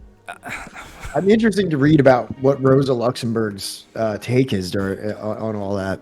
Rosa Luxemburg's take is that, like, Poles are subhuman. Like, I have Reform and Revolution downstairs. I haven't actually read through it yet, but I've read books about her or that mention her, but I haven't read a whole lot of her actual work. I feel like this is going to be one of those things where it's just like you didn't realize, that, Engels had such like an anti-Slav bend to him, and then you're reading like Rosa, and it's like, this is like Nazi shit. Rose, what the fuck? They should be put into camps and eliminated. Jesus, Rosa, what the fuck? I might have to check that out. Read that book one day. I'm curious. All your faves are problematic. Yep.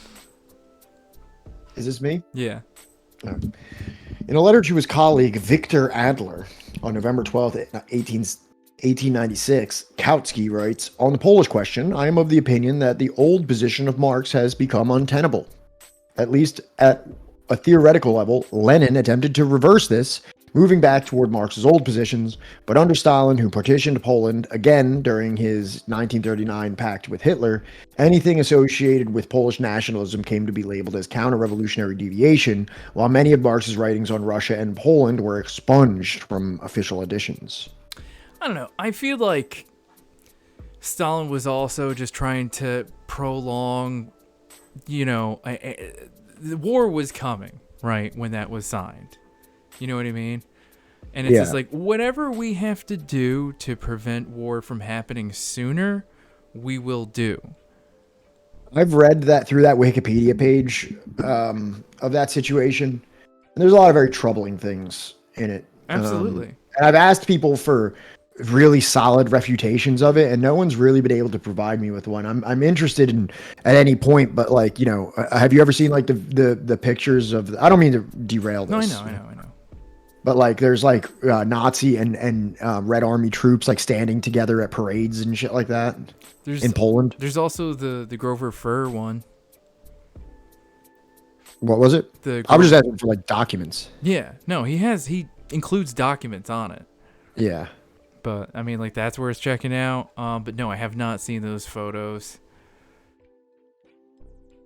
Yeah, just throwing it out there. It's something that because I like, it gets brought up a lot by detractors, and I'm like, because like there's these perenni talks, right? These were my favorites on this situation.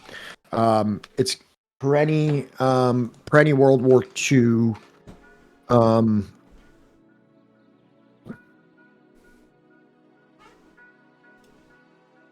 The real causes of World War II, where Perenni makes the very, very real things that prior to this pact, the Molotov-Ribbentrop Pact, Stalin was asking for a alliance with France and Britain against Hitler. That was done far before there was any kind of like pact or alliance made with Hitler. Right. And they didn't go for it. They didn't go for it. But yeah. Yeah, I think that there's also like the Polish royal family, to examine there, and like, the concentration camps they were setting up even before the Nazis came in. There's a lot of stuff, but I don't want to derail too hard on that, and I feel like that's better served as like, in another book. You know what I mean? Yeah.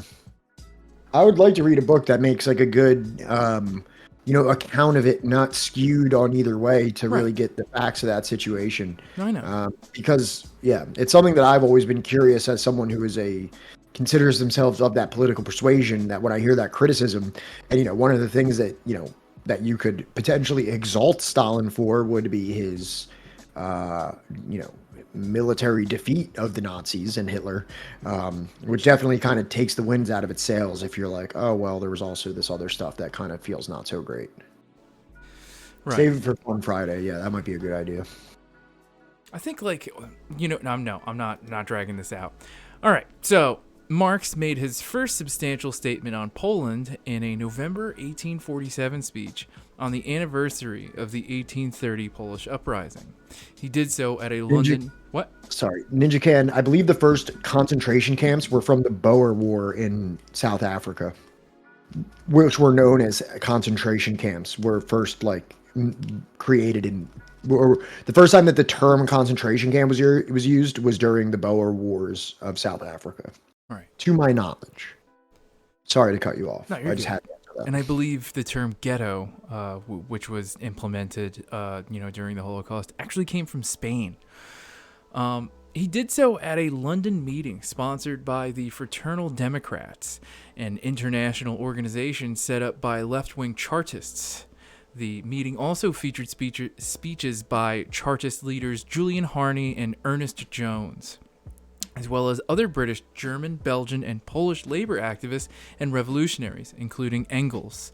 In his brief speech, Marx, using language close to that of the Communist Manifesto, which was then nearing completion, spoke of the rise of the bourgeoisie and the coming proletarian revolution.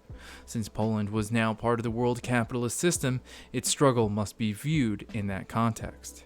Of all countries, England is the one where the contradiction between the proletariat and the bourgeoisie is most highly developed. The victory of the English proletarians over the English bourgeoisie is, therefore, decisive for the victory of all the oppressed over their oppressors. Hence, Poland must be liberated not in Poland, but in England. Yeah, and Baldwin's Ghost, you might be right that maybe it was Cuba. I'm not with Spanish colonization. I'm not positive. Oh no, dude! But also, let me derail this a little bit more in being critical of beloved communist leaders. But Dave said, "Fuck Franco." Have you ever seen the stuff of Castro supporting Franco? I have not. Like Castro being really hyped on Franco? I have not. Let me see if I'm making that up. Also, ghettos, in Spain or whatnot, that's way before Franco. We're talking under the Inquisition.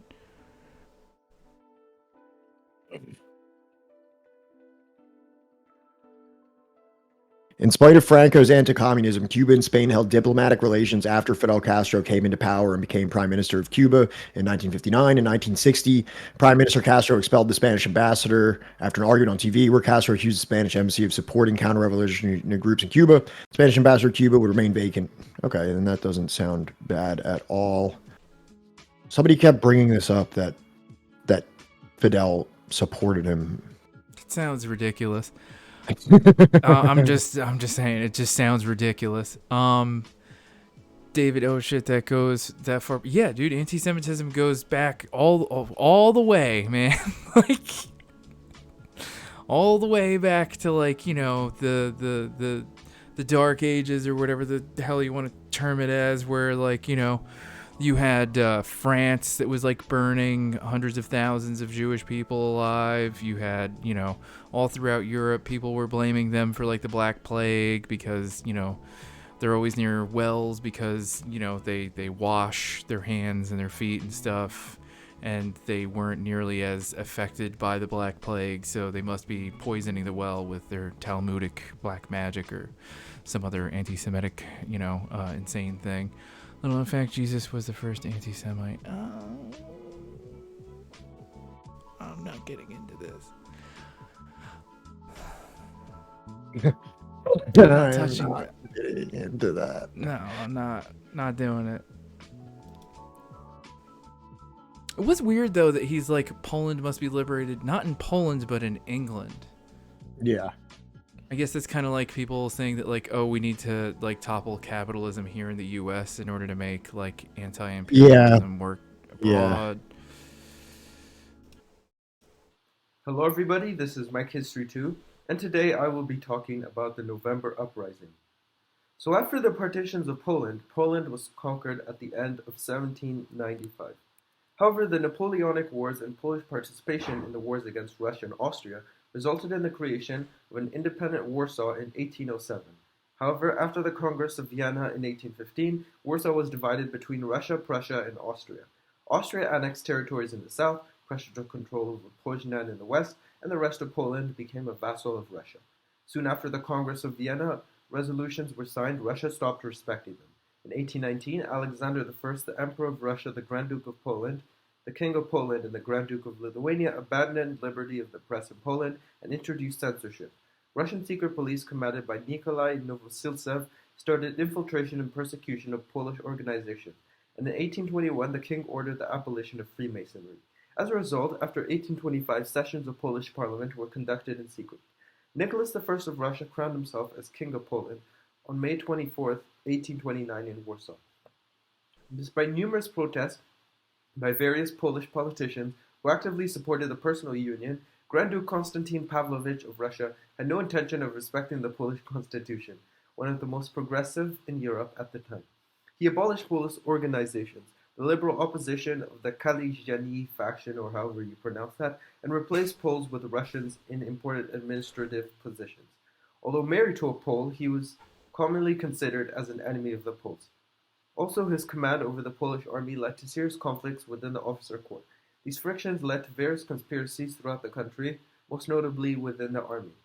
The armed struggle began when a group of conspirators led by a young cadet from the Warsaw's officers' school, Piotr Wyszczowski, again I have no idea how to pronounce these words, took arms from their garrison on November 29, 1830, and attacked the Belvedere Palace, the main seat of the Grand Duke. The final spark that ignited Warsaw was a Russian plan to use the Polish army to suppress France's July Revolution and the Belgian Revolution, in clear violation of the Polish constitution. The rebels managed to enter the Belvedere, but Grand Duke Constantine had escaped in women's clothing. The rebels then turned to the main city arsenal, capturing it after a brief struggle. The following day, armed Polish civilians forced the Russian troops to withdraw north of Warsaw. Taken by surprise by the rapid unfolding of events during the night of November 29th, the local Polish government assembled immediately to take control and to decide on a course of action. Unpopular ministers were removed. Loyalists led by Prince Czartoryski initially tried to negotiate with Grand Duke Constantine and to settle matters peacefully. However, when Czartoryski, again I have no idea how to pronounce these names, told the council that Constantine was ready to forgive the offenders and that the matter would be settled, Mauricy Mochnacki and other radicals angrily objected and demanded a national uprising. Fearing an immediate break with Russia, the government agreed to let Constantine depart with his troops. Mochnacki didn't trust the newly constituted ministry and set out to replace it with a patriotic club organized by him. At a large public demonstration on December 3rd in Warsaw, he denounced the negotiations between the government and Grand Duke Constantine, who was encamped outside the city. Mochnacki advocated a military campaign in Lithuania so as to spare the country the devastation of war and preserve the local food supply. The meeting adopted a number of demands to be communicated to the administrative council, including the establishment of a revolutionary government and an immediate attack upon the forces of Constantine. The Polish army, with all but two of its generals, now joined the uprising. The remaining four ministers of the pre-revolutionary cabinet left the administrative council, and their places were taken by Mochnacki and three of his associates from the Patriotic Club. The new body was known as the Provisional Government. To legalize its action, the Provisional Government ordered the convocation of the Parliament, and on December 5, 1830, proclaimed Joseph Szlopicki as dictator of the Man, you know what, like, when you're making, like, a YouTube video, it's not like you're doing it live. Like, you have time to, like, let me, like, ask a Polish person, hey, how do you pronounce this name? Yeah. Let me go on YouTube real quick. Let me just Google, like, how do you pronounce, like, whatever. It just doesn't make any sense. There's not a lot of YouTube videos on this specific historic thing. There wasn't even one of the little 3-minute clips. It was tough to find one. Yeah, no, I believe it. Considered the uprising an act of madness, but bowed to pressure and agreed to take command temporarily, in the hope that it would be unnecessary to take the field. An able and highly decorated soldier, he had retired from the army. He overestimated the power of Russia and underestimated the strength and fervor of the Polish revolutionary movement. By temperament and conviction, he was opposed to a war with Russia, not believing in a successful outcome. He accepted the dictatorship essentially in order to maintain internal peace and to save the constitution. Now, believing that Nicholas was unaware of his brother's actions and that the uprising could be ended if Russia accepted the constitution, Czolpiki's first move was to send Prince Franciszek Ksawery Drugi Lubecki. Yeah, as you can see, my Polish is great. You had time, man. You had, not to mention, more than this video, what the fuck is this? Like, you're like aristocracy. Like, you could have paid somebody to like not do it like this. No one would ever know. Okay? No one would ever know that you don't have like this like comb forward going on here. Like, there's no social media to like back that up and be like, see, he doesn't actually look like that. There's no TMZ that's gonna catch you coming out of the fucking club, right? Like, you're not gonna get like Britney Spears walking out of a gas station somewhere. No. Ksawery Drugi Lubecki. Yeah, as you can see, my Polish is great. To St. Petersburg to negotiate. Czolpiki refrained from strengthening the Polish army and refused to start a war by expelling Russian forces from Lithuania. However, the radicals in Warsaw pressed for war and the complete liberation of Poland. On December 13th, the parliament declared war on Russia, and on January 7th, 1831, Prince Drugi Lubecki returned from Russia with no concessions. Nicholas demanded the complete and unconditional surrender of Poland, and announced that the Poles should surrender. His plans having failed, Czolpiki resigned the following day. Power in Poland was now in the hands of the Radical Patriotic Society, directed by Joachim Lelewo. On January 25, 1831, the parliament passed the Act of Dethronization of Nicholas I, which ended the Polish-Russian personal union and was equivalent to a declaration of war on Russia. On January 29th, the national government of Adam Jerzy Czartoryski was established, and Mikhail Gedeon Radziwiłł was chosen as successor to Czolpiki. Czolpiki was persuaded to accept active command of the army. It was too late to move the war to Lithuania. On February 4th, a 115,000-strong Russian army under Field Marshal Hans Karl von Diebitsch, that doesn't sound very Russian, crossed the Polish border. You had time! The first major battle took place on February 14th, 1831, close to the village of Stoczek. In the Battle of Stoczek, Polish cavalry under Brigadier Joseph Wernicki defeated the Russian division of Theodor Geismar. However, the victory had mostly psychological value and could not stop the Russian advance towards Warsaw. The subsequent battles of Dobre Wawer and Białoleka were inconclusive. The Polish forces then gathered on the right bank of the Vistula to defend the capital. On February 25th, the Polish army of approximately 40,000 met a Russian force of 60,000 east of Warsaw in the Battle of Olszynka Grochowska. Both armies withdrew after almost 2 days of heavy fighting and with considerable losses on both sides. Over 7,000 Poles fell on that field, and the number of killed in the Russian army was slightly larger. Diebitsch was forced to retreat to Siedlce, and Warsaw was saved. Czolpiki was wounded in actions, and his place taken by General Jan Skrzynecki, who, like his predecessors, had won distinction. Like, of all the things you could have, like, it could have, like, Polish has to be one of the most like difficult names to pronounce. You're like, I'll do a video on Poland. Yeah, I mean, like, you can't tell me, oh yeah, no, I'm just doing this all off the top of my head. This isn't even like a script or anything. This also could. Sometimes these are people's school projects, so like this might be something that was assigned to him. And sometimes these videos are things that weren't even supposed to be like mass produced or like publicized. It was supposed to just be like somebody's school project, right? So maybe that's the situation. It could be that, but he's got a literal like Poland ball avatar. Oh, I didn't even see that. And like, you know, he's obviously advertising the channel because the description is, don't forget to subscribe. Follow me on Vimeo. Okay. All right. I was being a little too charitable. You absolutely were. And that's why I'm saying, like, dog, I'm assuming from the Poland ball avatar that politics is your thing. Like, could you imagine if we put like a I don't even want to suggest what country ball we would put on there, like a a Russian one or like some like a Cuban one or something, and we're like Ernesto Guevara. Guevara. Guevara. Chi. For personal courage. Disliked by Grand Duke Constantine, he had retired from service. He shared with Cholopiki the conviction that war with Russia was useless, but with the opening of war, took command of a corps and fought creditably at Grochov. When the weak and indecisive Mikhail Radishvili surrendered the dictatorship, Skrzynecki was chosen to succeed him.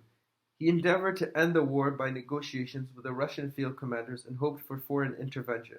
Under these circumstances, the war with Russia began to take on a somber and disquieting aspect. The Poles fought desperately, and attempts were made to rouse Volhynia, Podolia, Samogitia, and Lithuania. With the exception of the Lithuanian uprising, in which the youthful Countess Emilia Platter and several other women distinguished themselves, the guerrilla warfare carried on in the frontier provinces Can he hear was me? of minor importance and served only to give Russian opportunity to crush local uprisings. Notorious was the slaughter of the inhabitants of the small town of Ashmlani in Belarus. Meanwhile, new Russian forces under Grand Duke Michael Pavlovich of Russia arrived in Poland, but met with many defeats.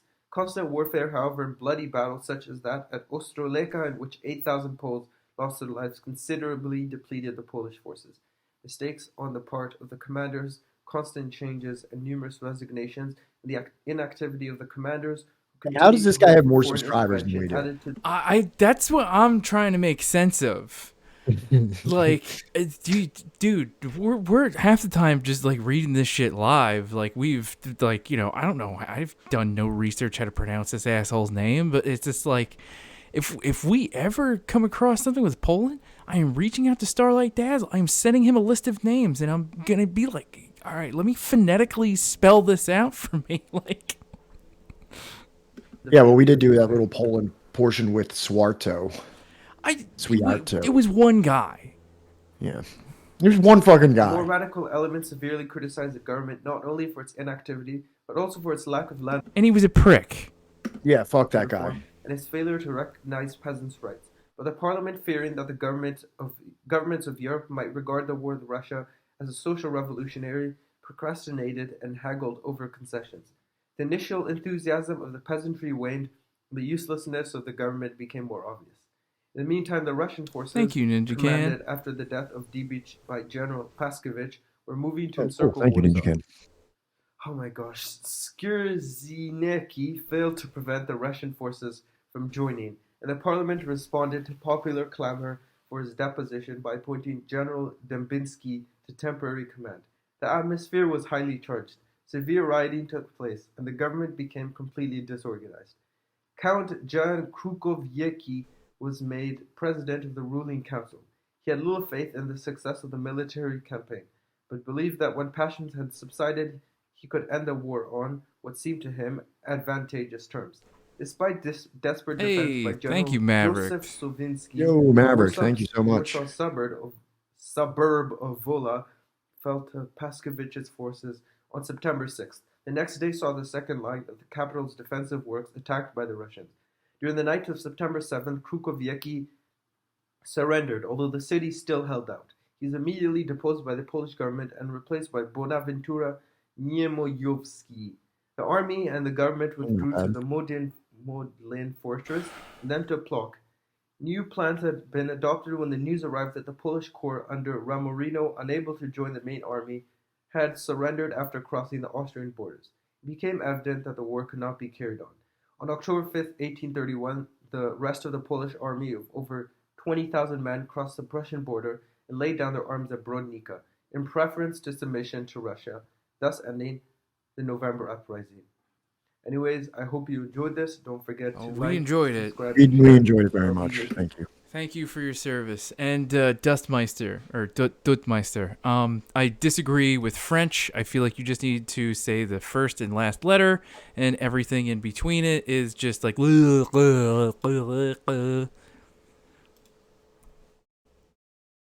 this is incredibly serious and brutal topic. Maybe he's just trying to lighten the mood.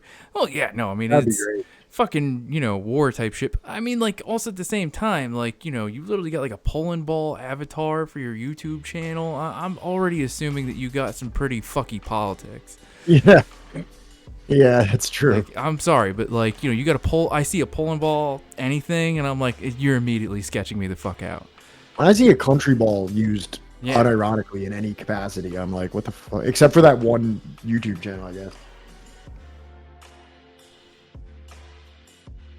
Damn, you just got called out. Fine, then just the first letters then. How about that? And the rest of it is just after. How about that?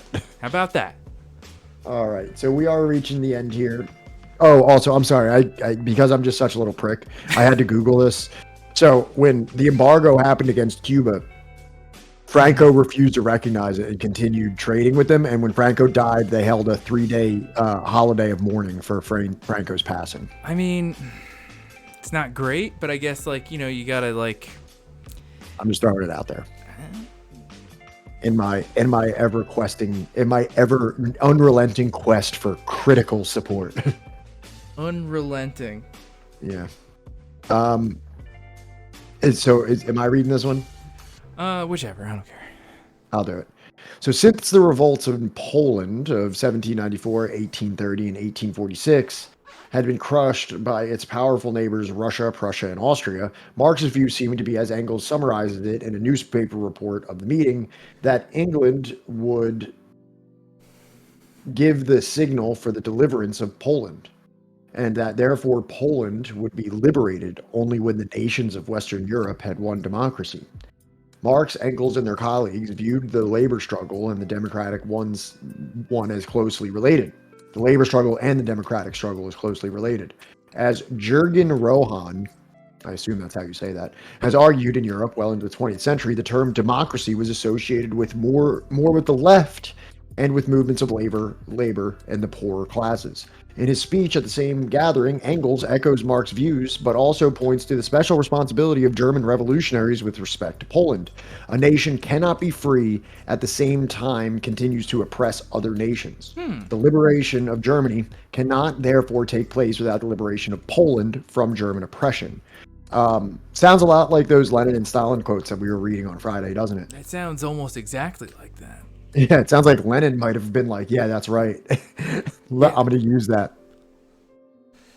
But yeah, so Poles, well, I guess Poles are considered Poles, not Slavs, right? I don't think they're considered Slavs, although it seems pretty Slavic, but I don't know. I mean, if we're going by what our boy Freddie felt, they are not Slavic at all. Yeah, I was just saying, because it seemed like he was like pretty open to them not being. Poles are Slavs, says Subotai Sword. Poles are considered Slavs, LMAO. All right, then they're Slavic. I don't know. Man, don't fucking ask me about Poland. Ask Starlight Dazzle. Like they literally stream from Poland. I asked you a very simple question, dude. I wasn't saying that we have to hit. You hear it from both sides. Like they're not Slav, they are Slavic. I don't fucking know anymore. Yeah, I guess was it. So when we were reading it, when they were saying. Engels did seem like he was talking about Southern Slavs a lot, right? Yeah, I mean, wouldn't the Southern Slavs be Yugoslavia? Like, isn't that what literally like Yugoslavia means? Is like the Southern Slavs? I thought Yugoslavia was like the United Slavs or something. I don't fucking know. Muro says yeah, so I think they're agreeing with you. All right. All right, good. All right, good. I need to eat at some point. During the same month, the manifesto appeared. Marx and Engels spoke in Brussels at another Polish commemoration, this one concerning the 1846 insurrection. They shared the platform with the renowned Polish revolutionary Joachim Lulewel, a leading member of the Polish Democratic Society. Oh, the very people we were just watching a video about. Good luck remembering which one Joachim Lulewel is. In his speech, Marx notes wryly that just as Polish constitutional Democrats of the 1790s were labeled Jacobins by Russia, Prussia, and Austria, so in 1846 their uprising was accused of communist tendencies. Was it communist to have wanted to restore Polish nationality? Or was the Krakow Revolution communist because it wanted to set up a democratic government? At a more serious level, he notes, the revolutionaries of Krakow wanted only to abolish political distinctions between the social classes. They wanted to give equal rights to the different classes. And that's why Marx probably has such like a fucking big, veiny, raging hard-on for this. Yeah. Yeah, because it's the class struggle of Poland, but also he is saying kind of like that, you know, while this is a class struggle, it's not communist, right? Yeah. I spent a lot of times in the Balkans. Incredible history. Awesome. Subutai sword. Very cool. Okay. In contrast, Marx holds communism denies the inevitability of classes. It proposes to abolish all classes and all distinctions grounded therein. In summing up this radical democratic movement, he avers, the men at the head of the revolutionary movement of Krakow shared the deep conviction that only a democratic Poland could be independent, and a democratic Poland was impossible without the abolition of feudal rights. Without the agrarian revolution that would transform the dependent peasantry into free proprietors, modern proprietors, the Krakow Revolution has given a glorious example to the whole of Europe by identifying the national cause with the democratic cause and the emancipation of the oppressed class. We should totally abolish class. Yes, I agree. Yeah, that sounds like a cool thing. In the summer of 1848, soon after Marx and Engels returned to Germany to take part in the revolution, they strongly protested a vote by the German National Assembly to ratify Prussian annexations in Poland. These annexations took place after the Poles had risen up and had been crushed by the Prussian military in April 1848. In August, at a meeting of the Cologne Democratic Society chaired by Marx, his close colleague Wilhelm Wolff, to whom he later dedicated the first volume of Capital, read out and had approved a stinging resolution. It concluded that the healthy part of the German people will not and cannot take part in oppressing the Polish nation. This kind of goes to like kind of everything that we were talking about on Friday, like the right to self-determination, right? And like the pretty much being directly against colonialism, at least as it applied to Poland. Yeah, it kind of seems like he thinks other nations should not be controlling other nations. Yeah, it's a good belief to have. During the same period, perhaps depressed by the conservatism that then prevalent in Europe, Engels suggested in a letter to Marx on May 23, 1851, that perhaps they were overestimating the importance of the Polish struggle. The more I think about it, the more obvious it becomes to me that the Poles are une nation foutue, a nation that is finished, who can only continue to serve a purpose until such time as Russia herself becomes caught up into the agrarian revolution. From the moment Poland will have absolutely no raison d'etre anymore. The Poles' sole contribution to history has been to indulge in foolish pranks at once valiant and provocative. So, old anti-Slavic Engels comes in and starts saying that maybe this ain't it. Maybe they're just too Slavic. That might be the end. Is there another one? Nope, that's it. Okay. I love these, by the way. If you could just start putting these in different languages, that'd be great. Putting what in different languages? Stop. Just to find different translations of the word stop and just like put them like Polish word for stop here would have been great. Okay. Yeah. Next time I'll try to fancy that in. So how you feeling, man? Dude, my elbow fucking hurt. I don't know what the fuck I did to it. Like, it didn't hurt when I woke up, but it's been hurting since. And there's like a weird bump here, and it really fucking hurts. Like, I don't know if you can tell, like, one elbow looks bigger than the other. Yeah, it does. And there's like a little what have you got bump. Bit by a spider. I mean, like, I've been bit by spiders in my sleep before, But it's not like, you know, oh, my bone feels bigger on this arm than this arm. Like, raison d'être. To be fair, I've been living in Quebec for 12 years and still struggling, don't worry. So, any big takeaways from the readings today? Oh, about that. Yeah, no, it's kind of shocking that in the entire time I've been like reading Marx and Engels and delving deeper into Marxism that no other person has been like, oh, did you know that Engels is a huge racist? Hates Slavs. Yeah, no, I mean, I've always heard like a couple things brought up by like left comms or anarchists or something like that, those who seek to detract from like Marxism. But this is probably the most damning compilation of statements that I've seen for old Engels there. Yeah. And as far as Seb's comment earlier about like, you know, a lot of like anarchists trying to like claim Rosa and like all this other stuff, I think the reason why any other figure, or more often than not, it's always figures that like are cut down in their prime before they can actually like lead any kind of like revolution, is because like the ones that do have to make hard decisions that aren't, well, and they're tainted by the reality of statehood. Yeah. But like, you know, had Rosa been like, you know, general secretary of like some kind of like German, you know, communist party or something, then, you know, of course they would not have. And we might be living in a completely different world today if that were the case. Yeah, if like the German Revolution succeeded and linked up with the Russian Revolution and the Nazis never happened. Yeah. That'd be an interesting timeline. It would be. You can probably play. And then there would be no World War II, which means that there would be no reconstruction. There would be no Marshall Plan. There would be no economic boom in the United States.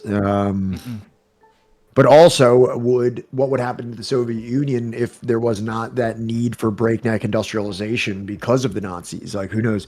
You know, we're really getting down the butterfly effect here. Who knows? You know, what would happen really? Maybe Lenin would have never had that stroke. Maybe Lenin's brother would have never been hanged, and Lenin's older brother would have been the one.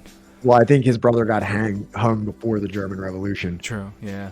If the operative situation. Oh, right. Yeah. Right. Yeah. You're right. My bad. I went too far back. Maybe they make a time machine.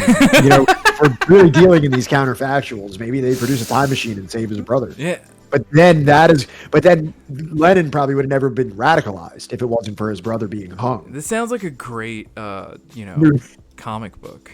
It's what we're coming up with. Let's make a graphic novel about this. Sounds great. So, and then Lenin's just a lib. Yeah. Because his brother never got hung. He's just a super rad lib who like hates on his brother and just posts all the time. Posts all the time. Oh, come on. Why isn't this thing working? Oh, that's why. I can't hear it. I know.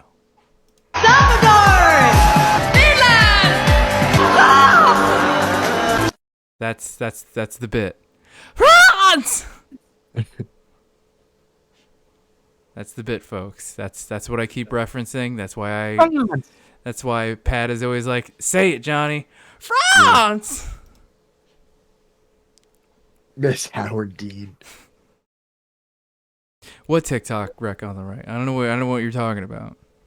I didn't see anything. Never mind. So here's an interesting question. How do we move forward? Because we're just gonna finish the chapter next time. I feel like this one was long enough, right? I feel like this was a good. It's 9:20. It's not super late, right?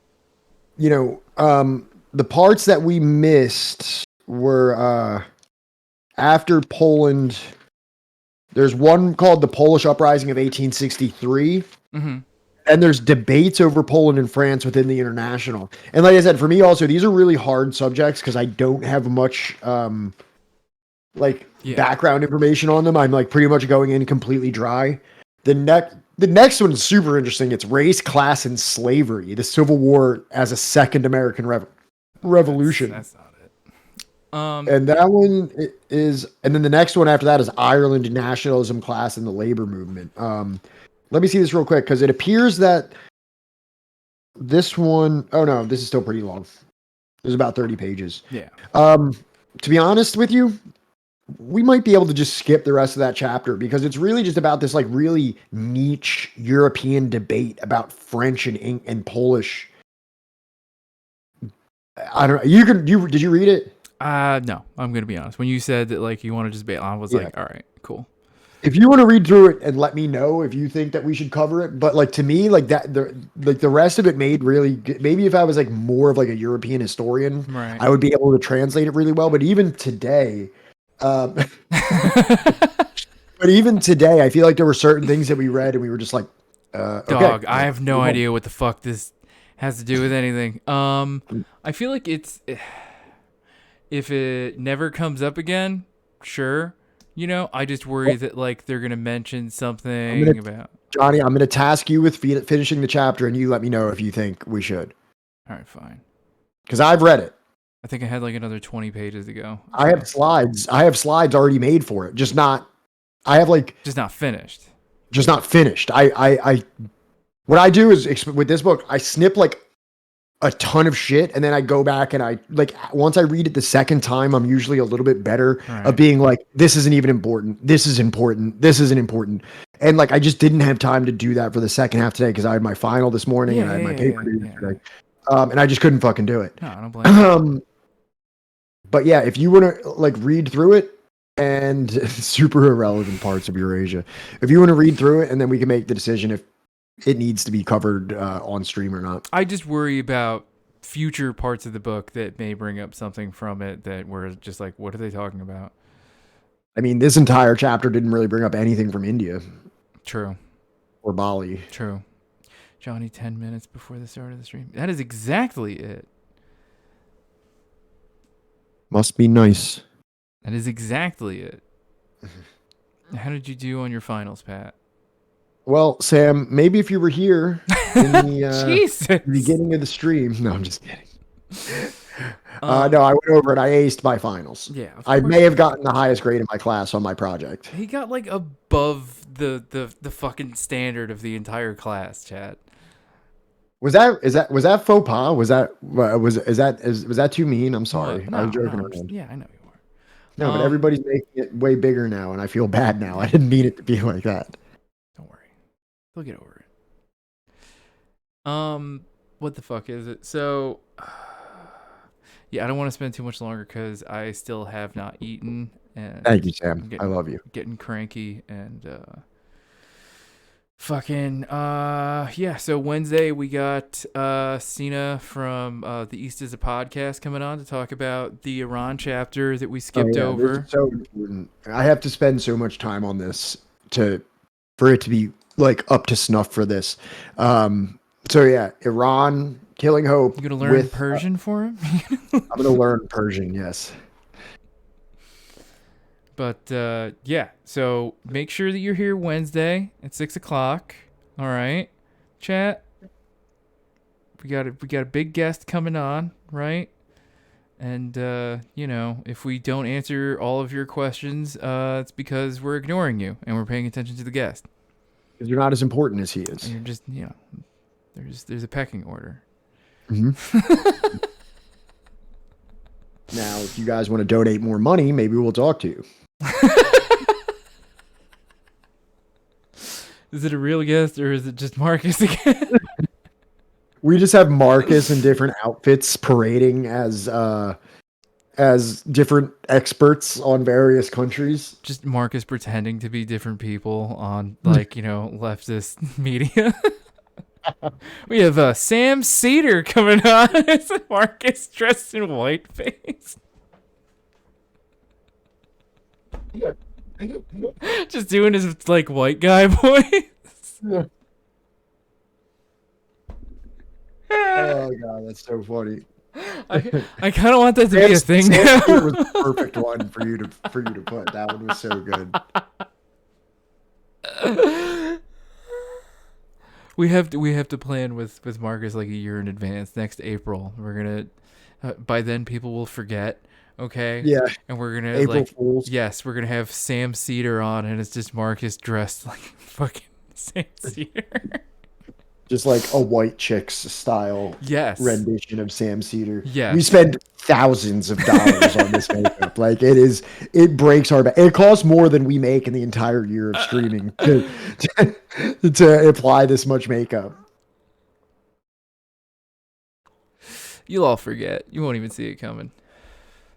So, all right. I think that's it for tonight. I don't think we need every VOD to be 4 hours long. Who is streaming tonight? Horse is up. Horse is up? Shit, we were supposed to reach back out to him, and I completely fucking forgot. Yeah, we should just do Horse, right? We haven't done Horse in a minute. Yeah. April 1st just passed, so an opportunity missed there. Oh, that's right. It's like April 23rd. Fuck.